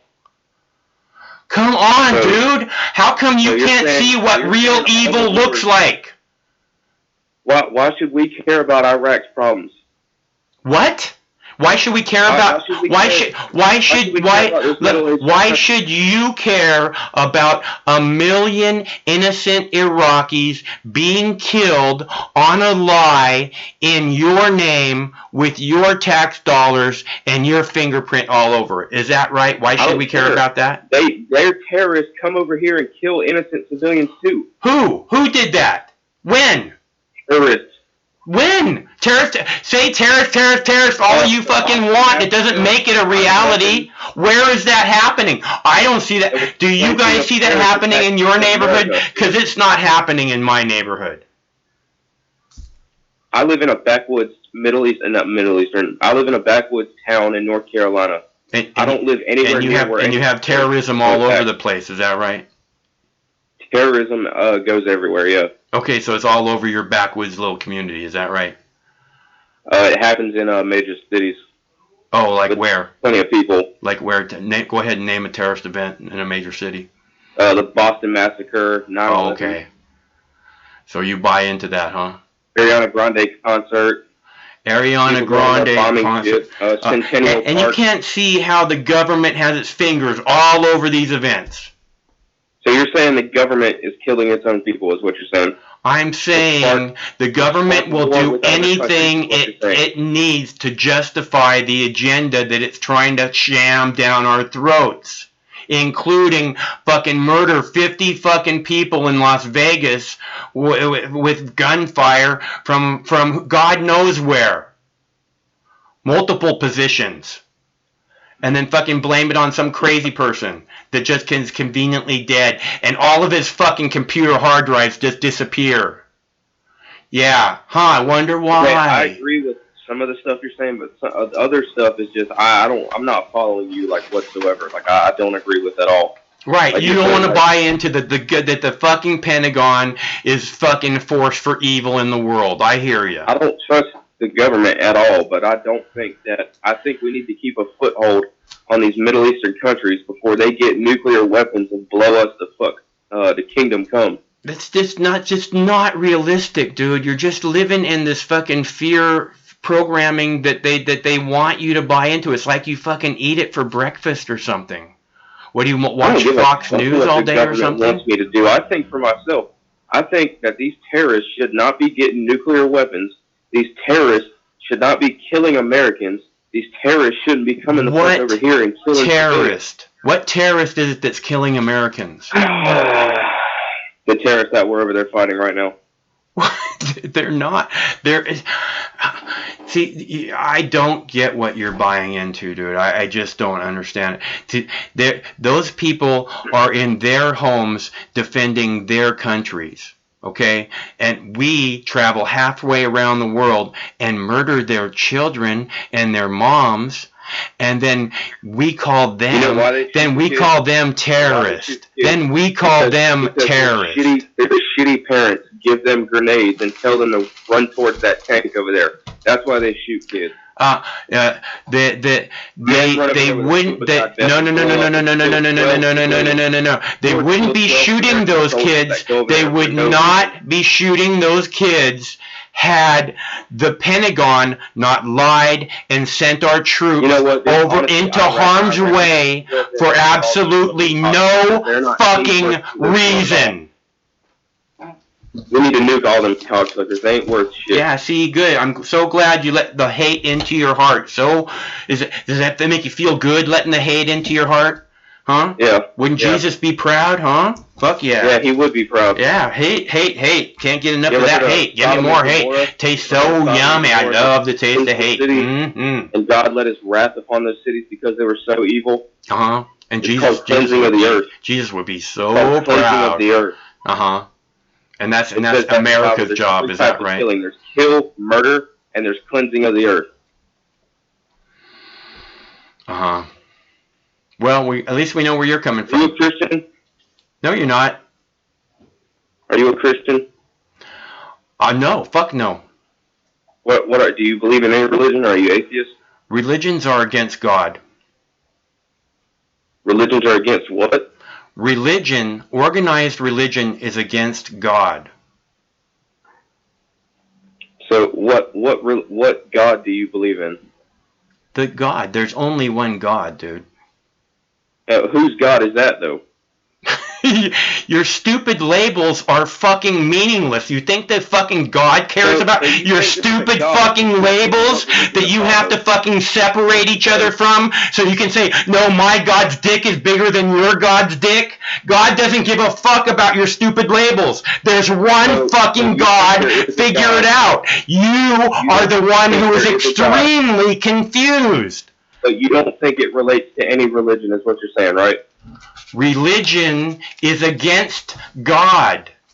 It makes you believe somehow that your God is the right God, which is a load of bullshit. There's only one fucking God. Do you know anything about your God? My God? Yes, I do. I know that my God wanted you and I to live as free people. I know that my God fucking gave us everything that we need in this paradise of a planet to have an amazing existence for everyone. And I know that my God, more than anything else, wanted you to be free. That's why God gave you the big brain that you have, so that you could make up your own decisions about fucking douchebag people with names like pastor and priest and fucking rabbi who are trying to tell you what it is that you're supposed to be living like. Because those people are only trying to fucking take power from you that God gave you. So those people are against God. You're here to make up your own mind. That's why God gave you the power to do it. Okay. I get what you're saying. You don't need... There's no reason to get mad, bro. Just because we disagree doesn't mean like we have to get mad. You want to hate people. Okay? You want to kill the people in the Middle East. You just said nuke them all. You're acting like that's... So evil. No, they're not. No, they're not. They're people like me and you. Okay? Okay, well, obviously, when I say kill evil, I don't mean civilians. I mean evil. Well, the civilians get killed too. Again and again. A million innocent people died in Iraq. A million innocent people. Women and children go first. You understand that, right? The weakest go first in a war theater. Okay? So, and this is what the Pentagon and your tax dollars are providing. Okay? When they could be doing good things in this country instead. I'm chilling. It's not my fucking tax. I don't pay taxes, so it's chilling. We're chilling. Okay, well, those monies that they're spending, that could be doing good things in this country instead of evil in other countries. So you suffer from it either way. I don't. I'm chilling. I own a business. I don't give a fuck about those people. Okay, well, be happy with your crumbling third world fucking infrastructure because that's where we're at. Aliens built this world. The world's gonna end in 2060, and you're a fucking dumbass. Kill yourself, nigga. Fuck niggers, fuck niggers, fuck niggers, fuck niggers, fuck niggers, fuck niggers, fuck niggers. Yeah, like I said. I mean, it's obvious. You're full of hate. Yeah, fuck black people, fuck you. Yeah. You're a fucking dumbass. Yeah, see how much hate you have? I mean, listen to your IQ level, dude. You should really rewatch this video and listen to your IQ level and try and be proud, okay? Good luck with that. Sorry. Like I didn't know from the beginning. If you go back and you watch the video again, when you watch the call, I can tell the guy's full of shit from the beginning, right? But at the same time, instead of just being this moronic, saying this moronic shit from the very start, right? Again, Mox News expands the consciousness. So instead of just saying this moronic, racist bullshit from the very start, he has to fucking actually use his brain and try and keep up, even though he can't. Hello. Hi, I had a question about your live stream, what you got going on here. Okay. Okay, we can talk about that. Okay. So, when I called in before, it ended, and then I went to the end of your voicemail, and it was talking about how, like, be careful what you say, you might be under surveillance. Like, do you genuinely believe that federal agents are watching it? Yeah, of course. What agency would you say, the NSA or the FBI? Like, do you believe that? I have a stack. I have a folder this thick at the fucking Vatican, okay? The Vatican secret police know who I am. So, I don't know who the fuck you are, but the world knows who I am. What? How have you obtained this information? What influence have you provided for them to notice you and watch you? I've been front page of the Seattle Times 4 times out of 19 articles. In what year and for what? For work as a fucking as a public figure fighting for freedom. But I'm asking, like, what? Just give me one example of one article. Like, what did you talk about? What was the content of the article?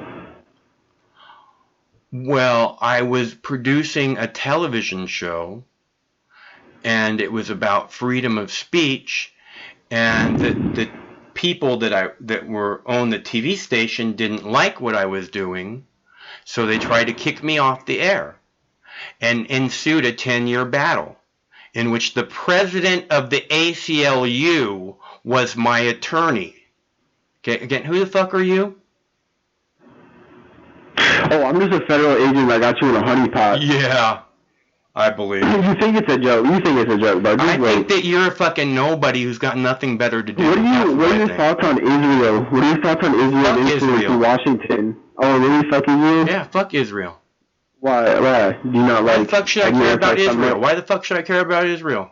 No, I'm just asking. I'm no, like, mad shit. Don't get mad. I'm just asking. Yeah, like, whatever. You're not asking. You're trying to start some shit. You called up to fucking start shit. You're a troll trying to troll me again. You have no way to find out if federal agents are surveilling you. Just because you made an article doesn't mean they're watching you. You don't understand what they do and how they operate. I am a troublemaker who everyone knows who I am. For a long, you're narcissistic and cynical. No one knows who you are. Time. 118,000 subscribers who have 30 viewers on a live stream, but yet everyone knows who you are and feds are watching you?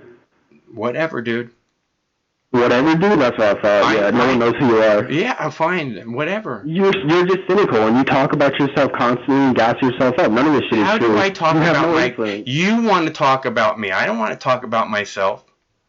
You're the one that keeps talking about yourself in the live stream. I've been watching. What did I say about myself exactly? That you've been watching? How you have all these articles. I said that again. I said that again and again and again, didn't I? You were the one who asked me about me so that I could explain to you who I am. You kept adding on to it. Like, I didn't give a shit. You're like, we'll explain. Yes, you did. You're like, we'll explain. We'll explain. That's the thing. Like, I did. How you know there, front page article, front page picture. Okay, I don't know who the fuck you are. Clearly, actually, I do. You're nobody. Pictures watched by the feds. I got it. Okay. Yeah. Yeah, everyone who's made an article is watched by federal agents. That's 100% true now. You don't get it, dude. How about the people? Because you want to explain it. How about the people who had the president of the ACLU as their attorney? You think that gets somebody's attention? You think that they have that for a reason? That maybe they have a lot of people's attention? So the NSA is watching your every move of what you say. NSA is watching everyone, you fucking moron. What are you new today? The NSA is watching everyone. They're not just going to watch every single person in the United States 24/7 surveilling them. The NSA is taking every fucking picture you've ever taken off your camera, regardless if you send it to someone or not. But this is known information. Like that. And you're a fucking nobody. And you're a fucking nobody, and they're taking your shit. You're just attacking me with ad hominem attacks. Like, you're just attacking my character. You can't. You are a nobody, dude. It's That's an ad hominem attack. That's an ad hominem attack. Well, yeah. Like, you have nothing to say. Oh, okay. I have nothing. I have had plenty to say. Why am I nobody? Why am I nobody? Give me an example. Because you're out here trying to argue with me, who you think No, I'm not. Because you're lying. You're lying. That's right. You are lying. What is it I'm lying about? The federal agents are not watching you unless you are 100% sure, or you've gotten physical proof to notice. Unless you Wireshark your network and find their packets in your network surveilling you, then you have no way of knowing that the federal agents are watching you. It didn't say anything about federal agents. It says I'm under constant audio and video surveillance. Oh yeah, because random private investigators are surveilling you. I bet, bro. So it's not the federal. We're all under constant. You're not the brightest guy in the world, are you? And why is that? Why is that? Because you don't understand that we're all under constant surveillance. You don't get that this fucking remote right here has a microphone in it, and that they're recording what you say off this fucking microphone. Anyone can You're say that. too dumb to understand that, right? You make a big point out of it. What? Like, be careful what you say. I'm being surveilled. Like, yeah, that could go for everyone. Like, you just make a point out of it. Just so you can say it. It's meant to be funny. It's meant to be funny, Dickless. Okay? It's meant to be funny. Yeah. Oh, okay. Men in Black follow me everywhere. You're just fucking. You have no sense of humor. You're one of these people who have the hate filled in your heart. Okay, all you want to do is argue and try and put other people down, man. That's all you want to do. People down by exposing a liar and someone who's narcissistic and cynical. You don't have any idea who I am, and you're calling me a liar. About you. You think I'm? There's an article right there in front of the fucking This is a honeypot. This is a honeypot. Yeah. And you think it's a joke? Yeah. Whatever, dude. Yeah, you already said what I need to know. Please just fuck off, okay? Because you're no one, and your opinion is meaningless. So thanks very much for calling. Hello, caller. Enough. Take that off. What? Go ahead. Take what off? Take it all off. My clothes? I can do that. I'm sure you can. I can do that all day for you, baby. I bet you can. Yeah. Can you do it for me? No, I can't. I mean, I would. I have before, but they won't let me do it on the stream here. Fucking YouTube. Yeah, I agree. Well, that made me very disappointed. Yeah. Yeah, I was wanting to do the chat roulette on here, but there's just too many damn boners. The YouTube won't appreciate it. Jesus. What kind of a free world do we live in? I know, man. Like fucking boners are obscene or something. I know. Like the human country's going to hell. The human body is obscene. Sex is perverted. Sex is perverted. What's wrong with the world? Yeah. But it's okay to shoot at each other. I don't know. It's okay to shoot at each other and stab each other. Yeah, and shoot, come at each other all day, and then like, can't show it though. No. All right. I do want to say that I am very happy that you're selling masks and related to me, the anonymous masks. I appreciate that, and would love to see you wearing one of your Mox anonymous masks. Okay. Thanks for calling. All right. Good to hear from you. Thanks for showing your tits. Yeah. Okay. Oh my God. See, and this is what happens when you guys don't call. Is we get these trolls. Right? So, and I don't want to talk to the trolls. And I don't have to prove who I am, okay? I've been doing this long enough. There's plenty of people who should know. What's up, caller? Yo, what's up? I don't know who that fucking pussy was that was just on the fucking line, but you and him are both dick-loving fairies. Okay, thanks for calling. Hello, caller. Hello, caller. Your caller just hung up. God Goodbye. damn it. I hate that bitch's voice. I wish I could change that bitch's voice. Take the call. Hello, caller. I agree with that last guy. We're totally equal. See, this is it's just sad, you know. But this is what you're gonna spend the last days on Earth doing, is fucking trolling people, right? And you think somehow that makes sense. Hello, caller.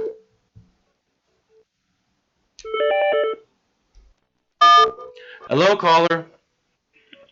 Arlen, Texas, checking in here with you, Mox. How you doing? Hank Hill. Hank, what's up, bro? I just wanted to call in and let y'all know that not all people from the South are asshole rednecks. Some of us actually got a few brain cells to put together. We like to stand around and drink our beer, sell some propane, and talk about politics. So I thought I'd call your show and let you know that down here in Texas, we love what you do. Thanks, Hank. It's good to hear from you. You know, there was a time in my life when I voted for Republican. And that was before George W. Bush. I know he's from Texas, and I know you don't like him, so we won't talk about that guy. I did vote for Richard M. Nixon back in those days. A lot of you young fellas on this stream probably don't know about that guy. I'm seeing a guy here that resembles Don John Trump, as we like to call him down here in Ireland. Don John, you know? Sounds got a nice ring to it, kind of like a southern thing.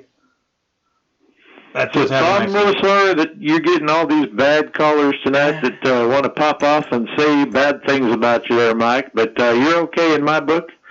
Anybody who enjoys a TV show like South Park and can praise Trey Parker and Matt Stone, well, you're a mighty good man in my book, and we enjoy you down here in Texas. So y'all have a good time, and I know you don't use propane. I know up there in the Pacific Northwest you use that there natural gas. I'm using propane right now, Hank.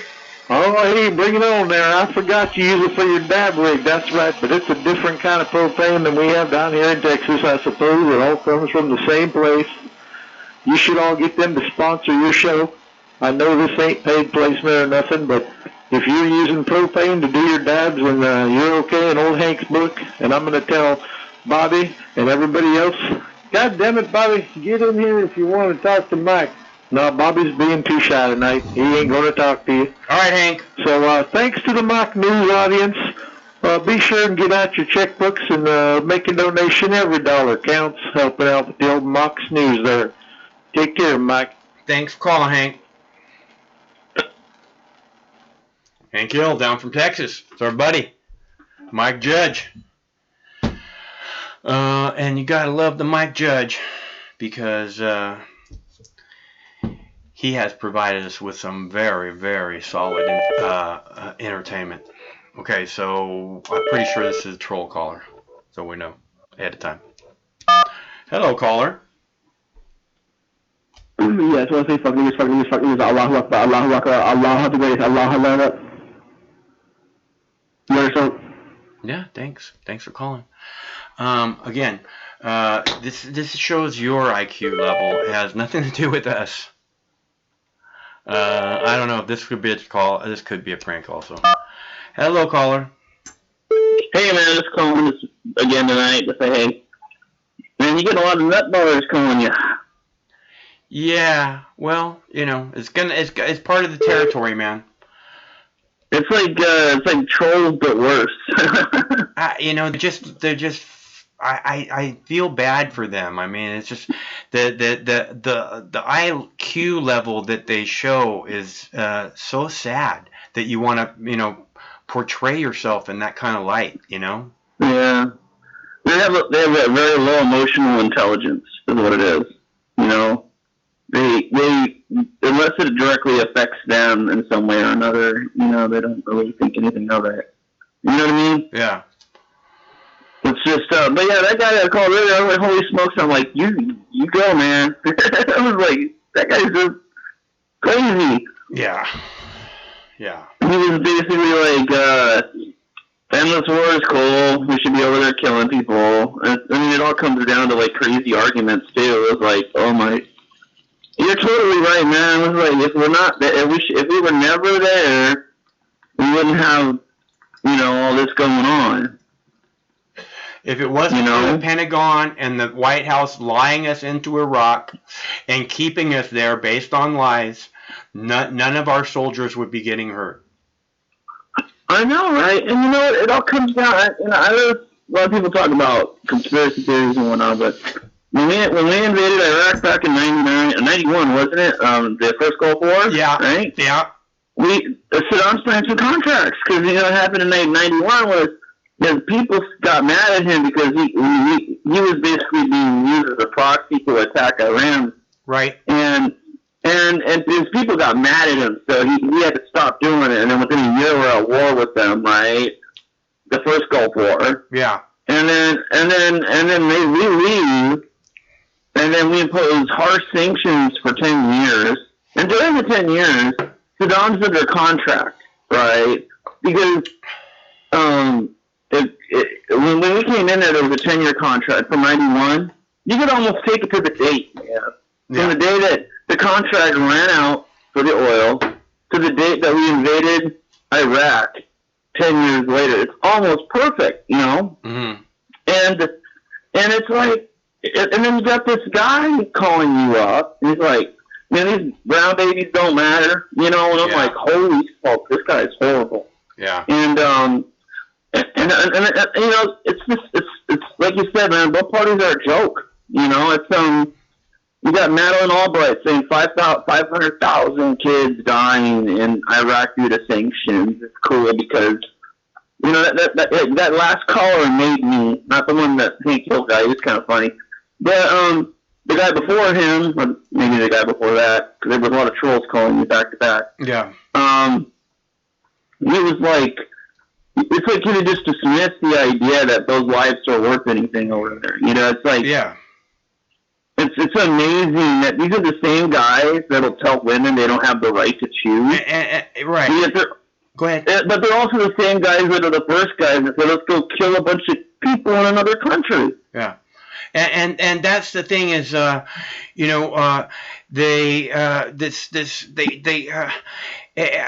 it just comes back down to this. If it wasn't for, the Pentagon and the White House, none of our soldiers would be dying in Iraq. Okay, exactly. All their fault. Okay, Iran. It's not Iran's fault in any way, shape, or form that they're defending their territory.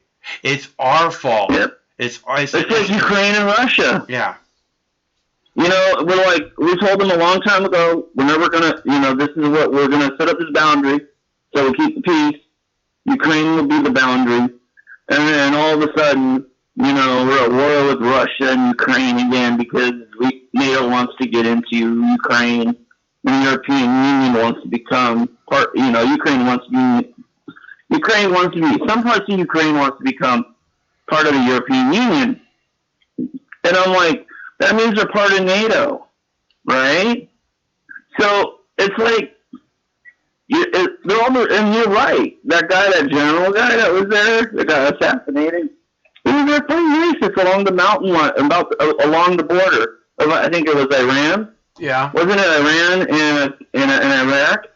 So he was just like in the mountains right there, or whatever it might be. And it's dumbfounding to me because like when it happened with Ukraine too, because they're like, they knew Russia was fighting ISIS in Ukraine. Right? Yeah. They kept dropping bombs. It's the same with Israel. They kept dropping bombs in Ukraine. And I'm like, you're just dropping bombs. You don't have any organization and then you're all like, Assad's bad. And I'm like, well, we all know some despot leaders of the world are pretty damn bad. But the fact of the matter is sometimes, these strong-armed people like Assad and Saddam and Gaddafi, they kept like, they were strong-arm leaders, right? Uh-huh. But they kept all their factions in check. Well, clearly, when they pulled the Saddam domino it made all the other fucking House of Cards fall down. You know? Yeah. Libya. I was in Libya next. Yeah. After Iraq, pretty much, and then they wanted to go north of that into was it Ukraine? Was it north? I don't know. Not Ukraine, but Syria. Syria. Yeah. Yeah, that's right, Syria, and it's a joke now, you know, and it's like they destabilize the whole region and then get mad when another country nearby wants to defend themselves. Yeah. And well, Iran has been invited into Iraq by the Iraqi government to help them deal with ISIS because the American fucking Pentagon, U.S. troops are so shitty at dealing with ISIS. Yeah, we're you know, and we're not helping anything over there anymore. No, like I said, we just need to bring them home. There's no reason. You know? If you really care about U.S. troops being killed in Iraq, bring them the fuck home, and it will stop. And no more U.S. troops will die in Iraq. Hey, problem solved. I don't even want them to use drones anymore. I think drones are a personal way for war to happen. Well, I think drones 3,000 miles away could be on a computer and kill somebody. There's no. Look, I think drones. That's not war. Drones make sense. Okay, if you have this network, right, and you know that there's this attack that's about to go down, and you can go, boom, we stop that attack. Then that's fine. But when you spread out all over the world, all your fucking bases everywhere, and you act like fucking occupying forces, which is what we are all over the world, and then we have an attack here, we have an attack there, we got to get a drone strike on it. No, that's a bunch of bullshit. Bring it home. If something's going on, and there should be like maybe a half a dozen or a dozen drone strikes a year that stop big events from happening, and boom, America's I should have clarified my statement earlier. Yeah. I should have clarified my statement earlier. I believe that if you know somebody is somewhere, and you know you can get them, and you know that they're actually wanted, and you see them, and you know they're a real threat, then you should probably do it. You know, like you said, maybe 12 times a year or whatever it is. But this idea that you could just randomly use them and not accept some sort, and not think about the blowback involved in that. Right. You know, it's amazing. Yeah. Because, go ahead. And it makes me also think of that movie from the 90s that Robin Williams is in, or he works for, his dad owns a toy company. Mm-hmm. And the toy company, his brother is a general, or his uncle is a general in the military, and he decides that he wants to take over the company and start making more toys. And then he starts getting this idea that you can start using kids to learn how to play games, and then turn into some drones. You know, the drones make me think of that movie for some reason. I don't know why. I think it's called Toys. Yeah. It's got Robin Williams in it. Yeah. And it's scary because when you don't have to declare war and you can just use drones whenever you want to, there's no international law. But at the same time, we also got to target people that are going to hurt us. So it's kind of a conflicting thing for a lot of people. Well, you know, like I said, I think, you know, if we actually have the intelligence set up and that we have, I mean, we collect every single fucking text message and phone call on the planet, basically. Yep. You know, so if something's going down, we should be able to know about it. And well, they knew 9/11 was coming at least. Yeah, right. I mean, they knew that the FBI had two of the people that supposedly were hijackers in one of their safe houses like a week before the 9/11 event happened, and then magically they disappeared right before the event. And then like 18 of the hijackers are Saudi internationals, but we're in Iraq and Afghanistan. Right, and that was another thing that always got me too. And giving Saudi Arabia every fucking weapon we have. Yeah, well, they're basically a right-wing country where like 20% of the people that are in charge, there's like 20% of the population that pretty much controls the other 80, you know, in Saudi Arabia. Yeah. Well, so it's one of those things where there's no freedom there. No. And I think women were just able to start driving in the last couple of years. Yeah, but I think it's still like, kind of a problem for them, too. I think it's only just in the last year, and I think it's still very difficult for them to be able to do that. It's like, women driving there. It's like when black people first started driving, basically, you know? Yeah, they got to get used to it because they're so used to, you know, it's probably a lot of those older people see women driving and they go, oh my goodness, look at that. You know, look at my tradition being ruined.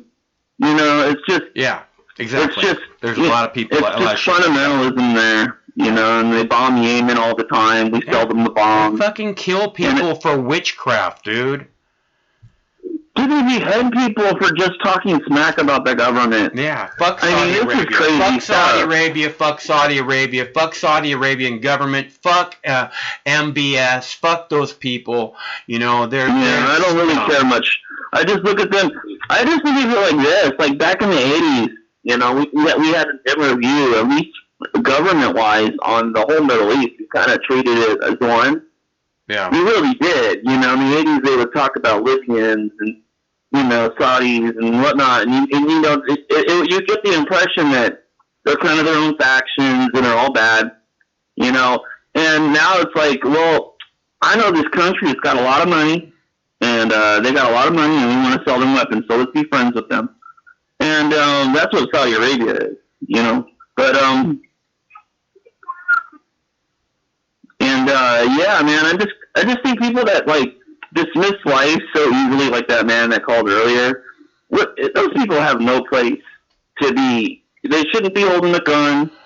You know, they shouldn't be out there trying to kill people. Especially, it's just scary because you know the kind of hate you got to feel. Yeah. To think that everybody in one area is bad. Yeah.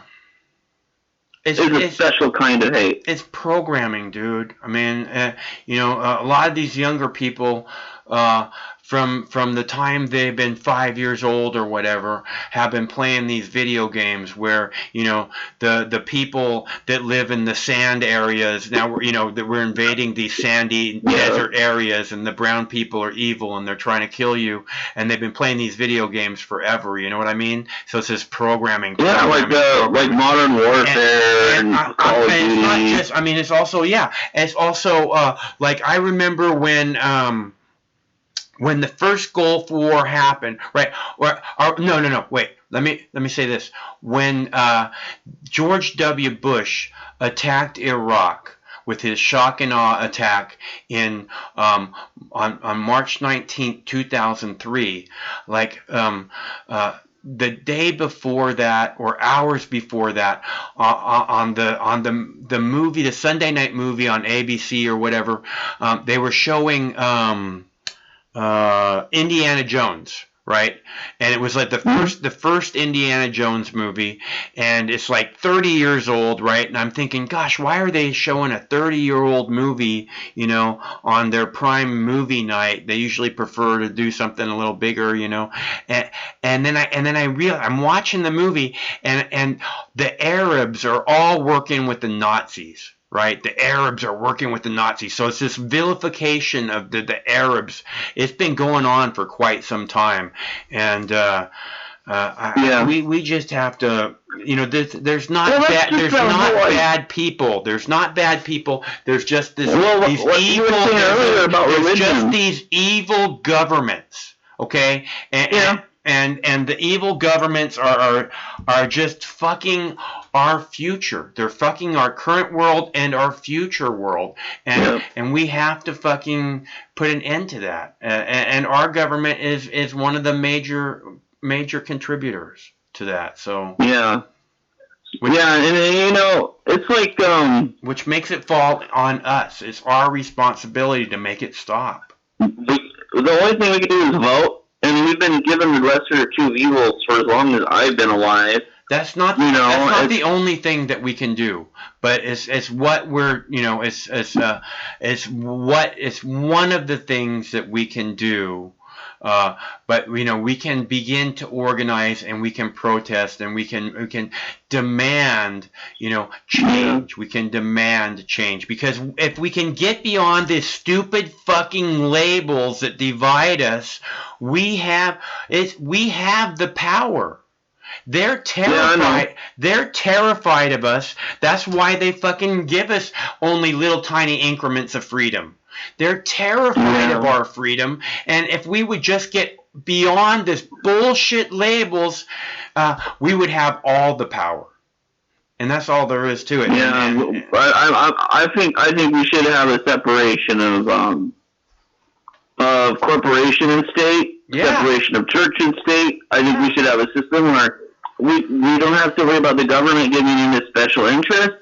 Yeah. I think that a lot of these people, a lot of these Congress members that take us to war own stock, you know, in these companies that build the bombs. So it's like a win-win for them. Right, and I think that those people should probably be tried for treason, and if they're found guilty, should be shot. Because that's in order to act as if it's one thing to profit off of people dying in war. It's another thing to be in to be in a position where you can keep those wars going perpetually, forever, and profiteer off of them. You know what really gets me is you could tell somebody today that we are the longest war in history. Yeah. And they just shrug it off. They shrug it off like it's nothing. They don't think that they don't understand that, like, you know, war is not supposed to be a permanent state. Yeah. You know, and you kind of try to figure these people out. And all you can figure out is they've given into the hype, like you were talking earlier. You know, they've given into that narrative from Fox News, or whatever news network they're listening. All the news is the same. They're all pro-war. Yeah, I've never seen MSNBC argue war. Like the Washington Post. Yeah. They all push it. Yeah. You know, like the AOC, you guys were talking about AOC earlier. Mm. He said there is no left-wing party in the United States. Yeah, I agree with that 100%. And a right. Yeah, I agree with that 100%. You know, and then they ask her something along the lines of, do you feel comfortable in the party? And she's like, well, it's the only place we could possibly do change, because the way the two-system duopoly works. Right. That's why we have to end it. That's why we have to end it.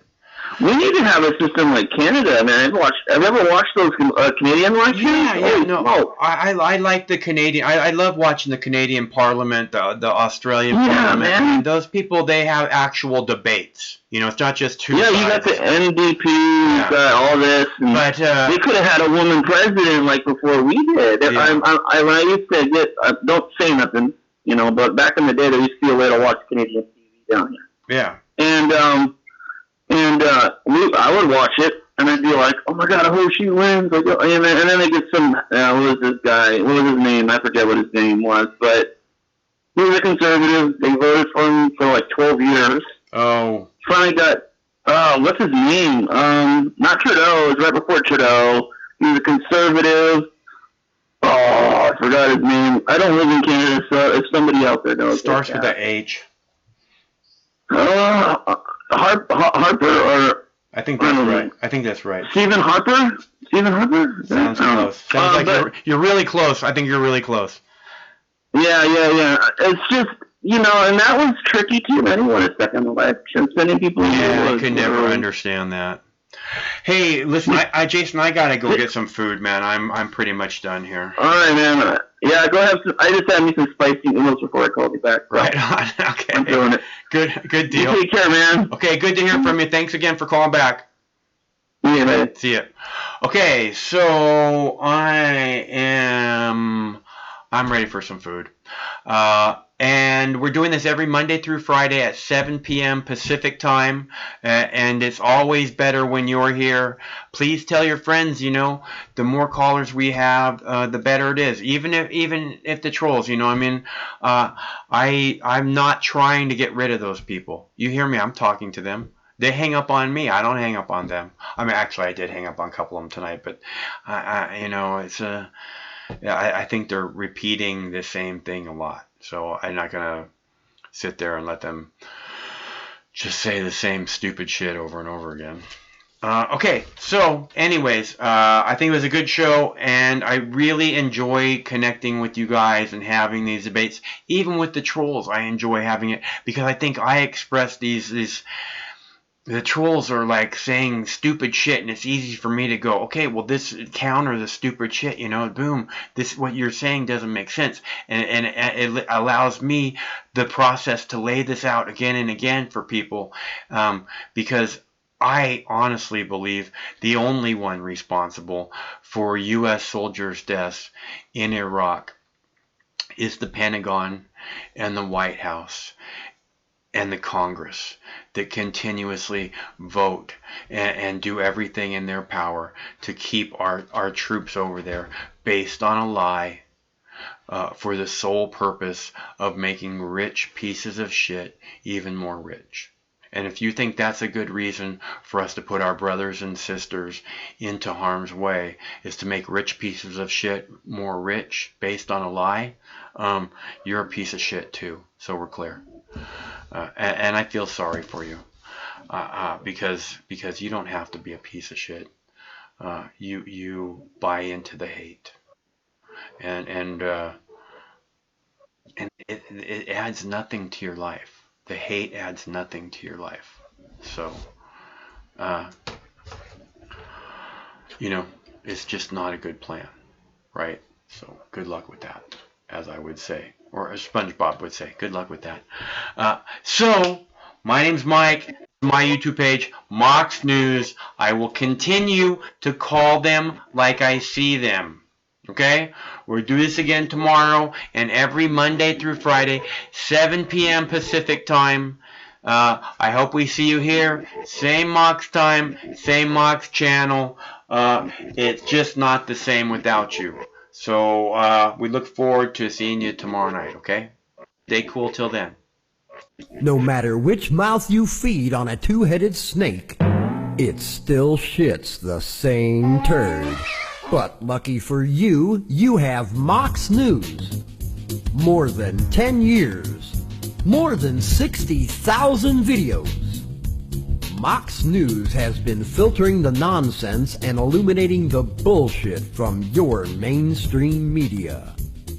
Turn off your TV and turn on to Mox News.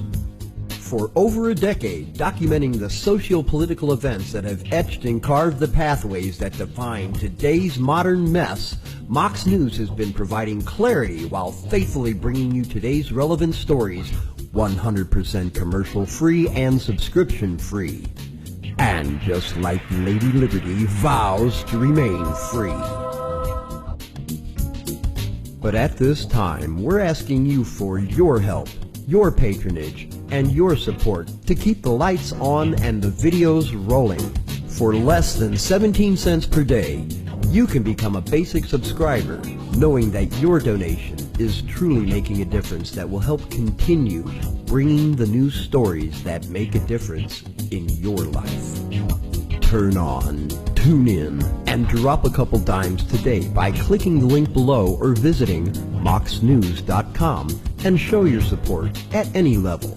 From a single one-time donation or dedicated monthly subscriber, do it now in less than 2 minutes. All donations are safe, securely processed, and verified using PayPal, Visa, MasterCard, American Express, or Discover Card.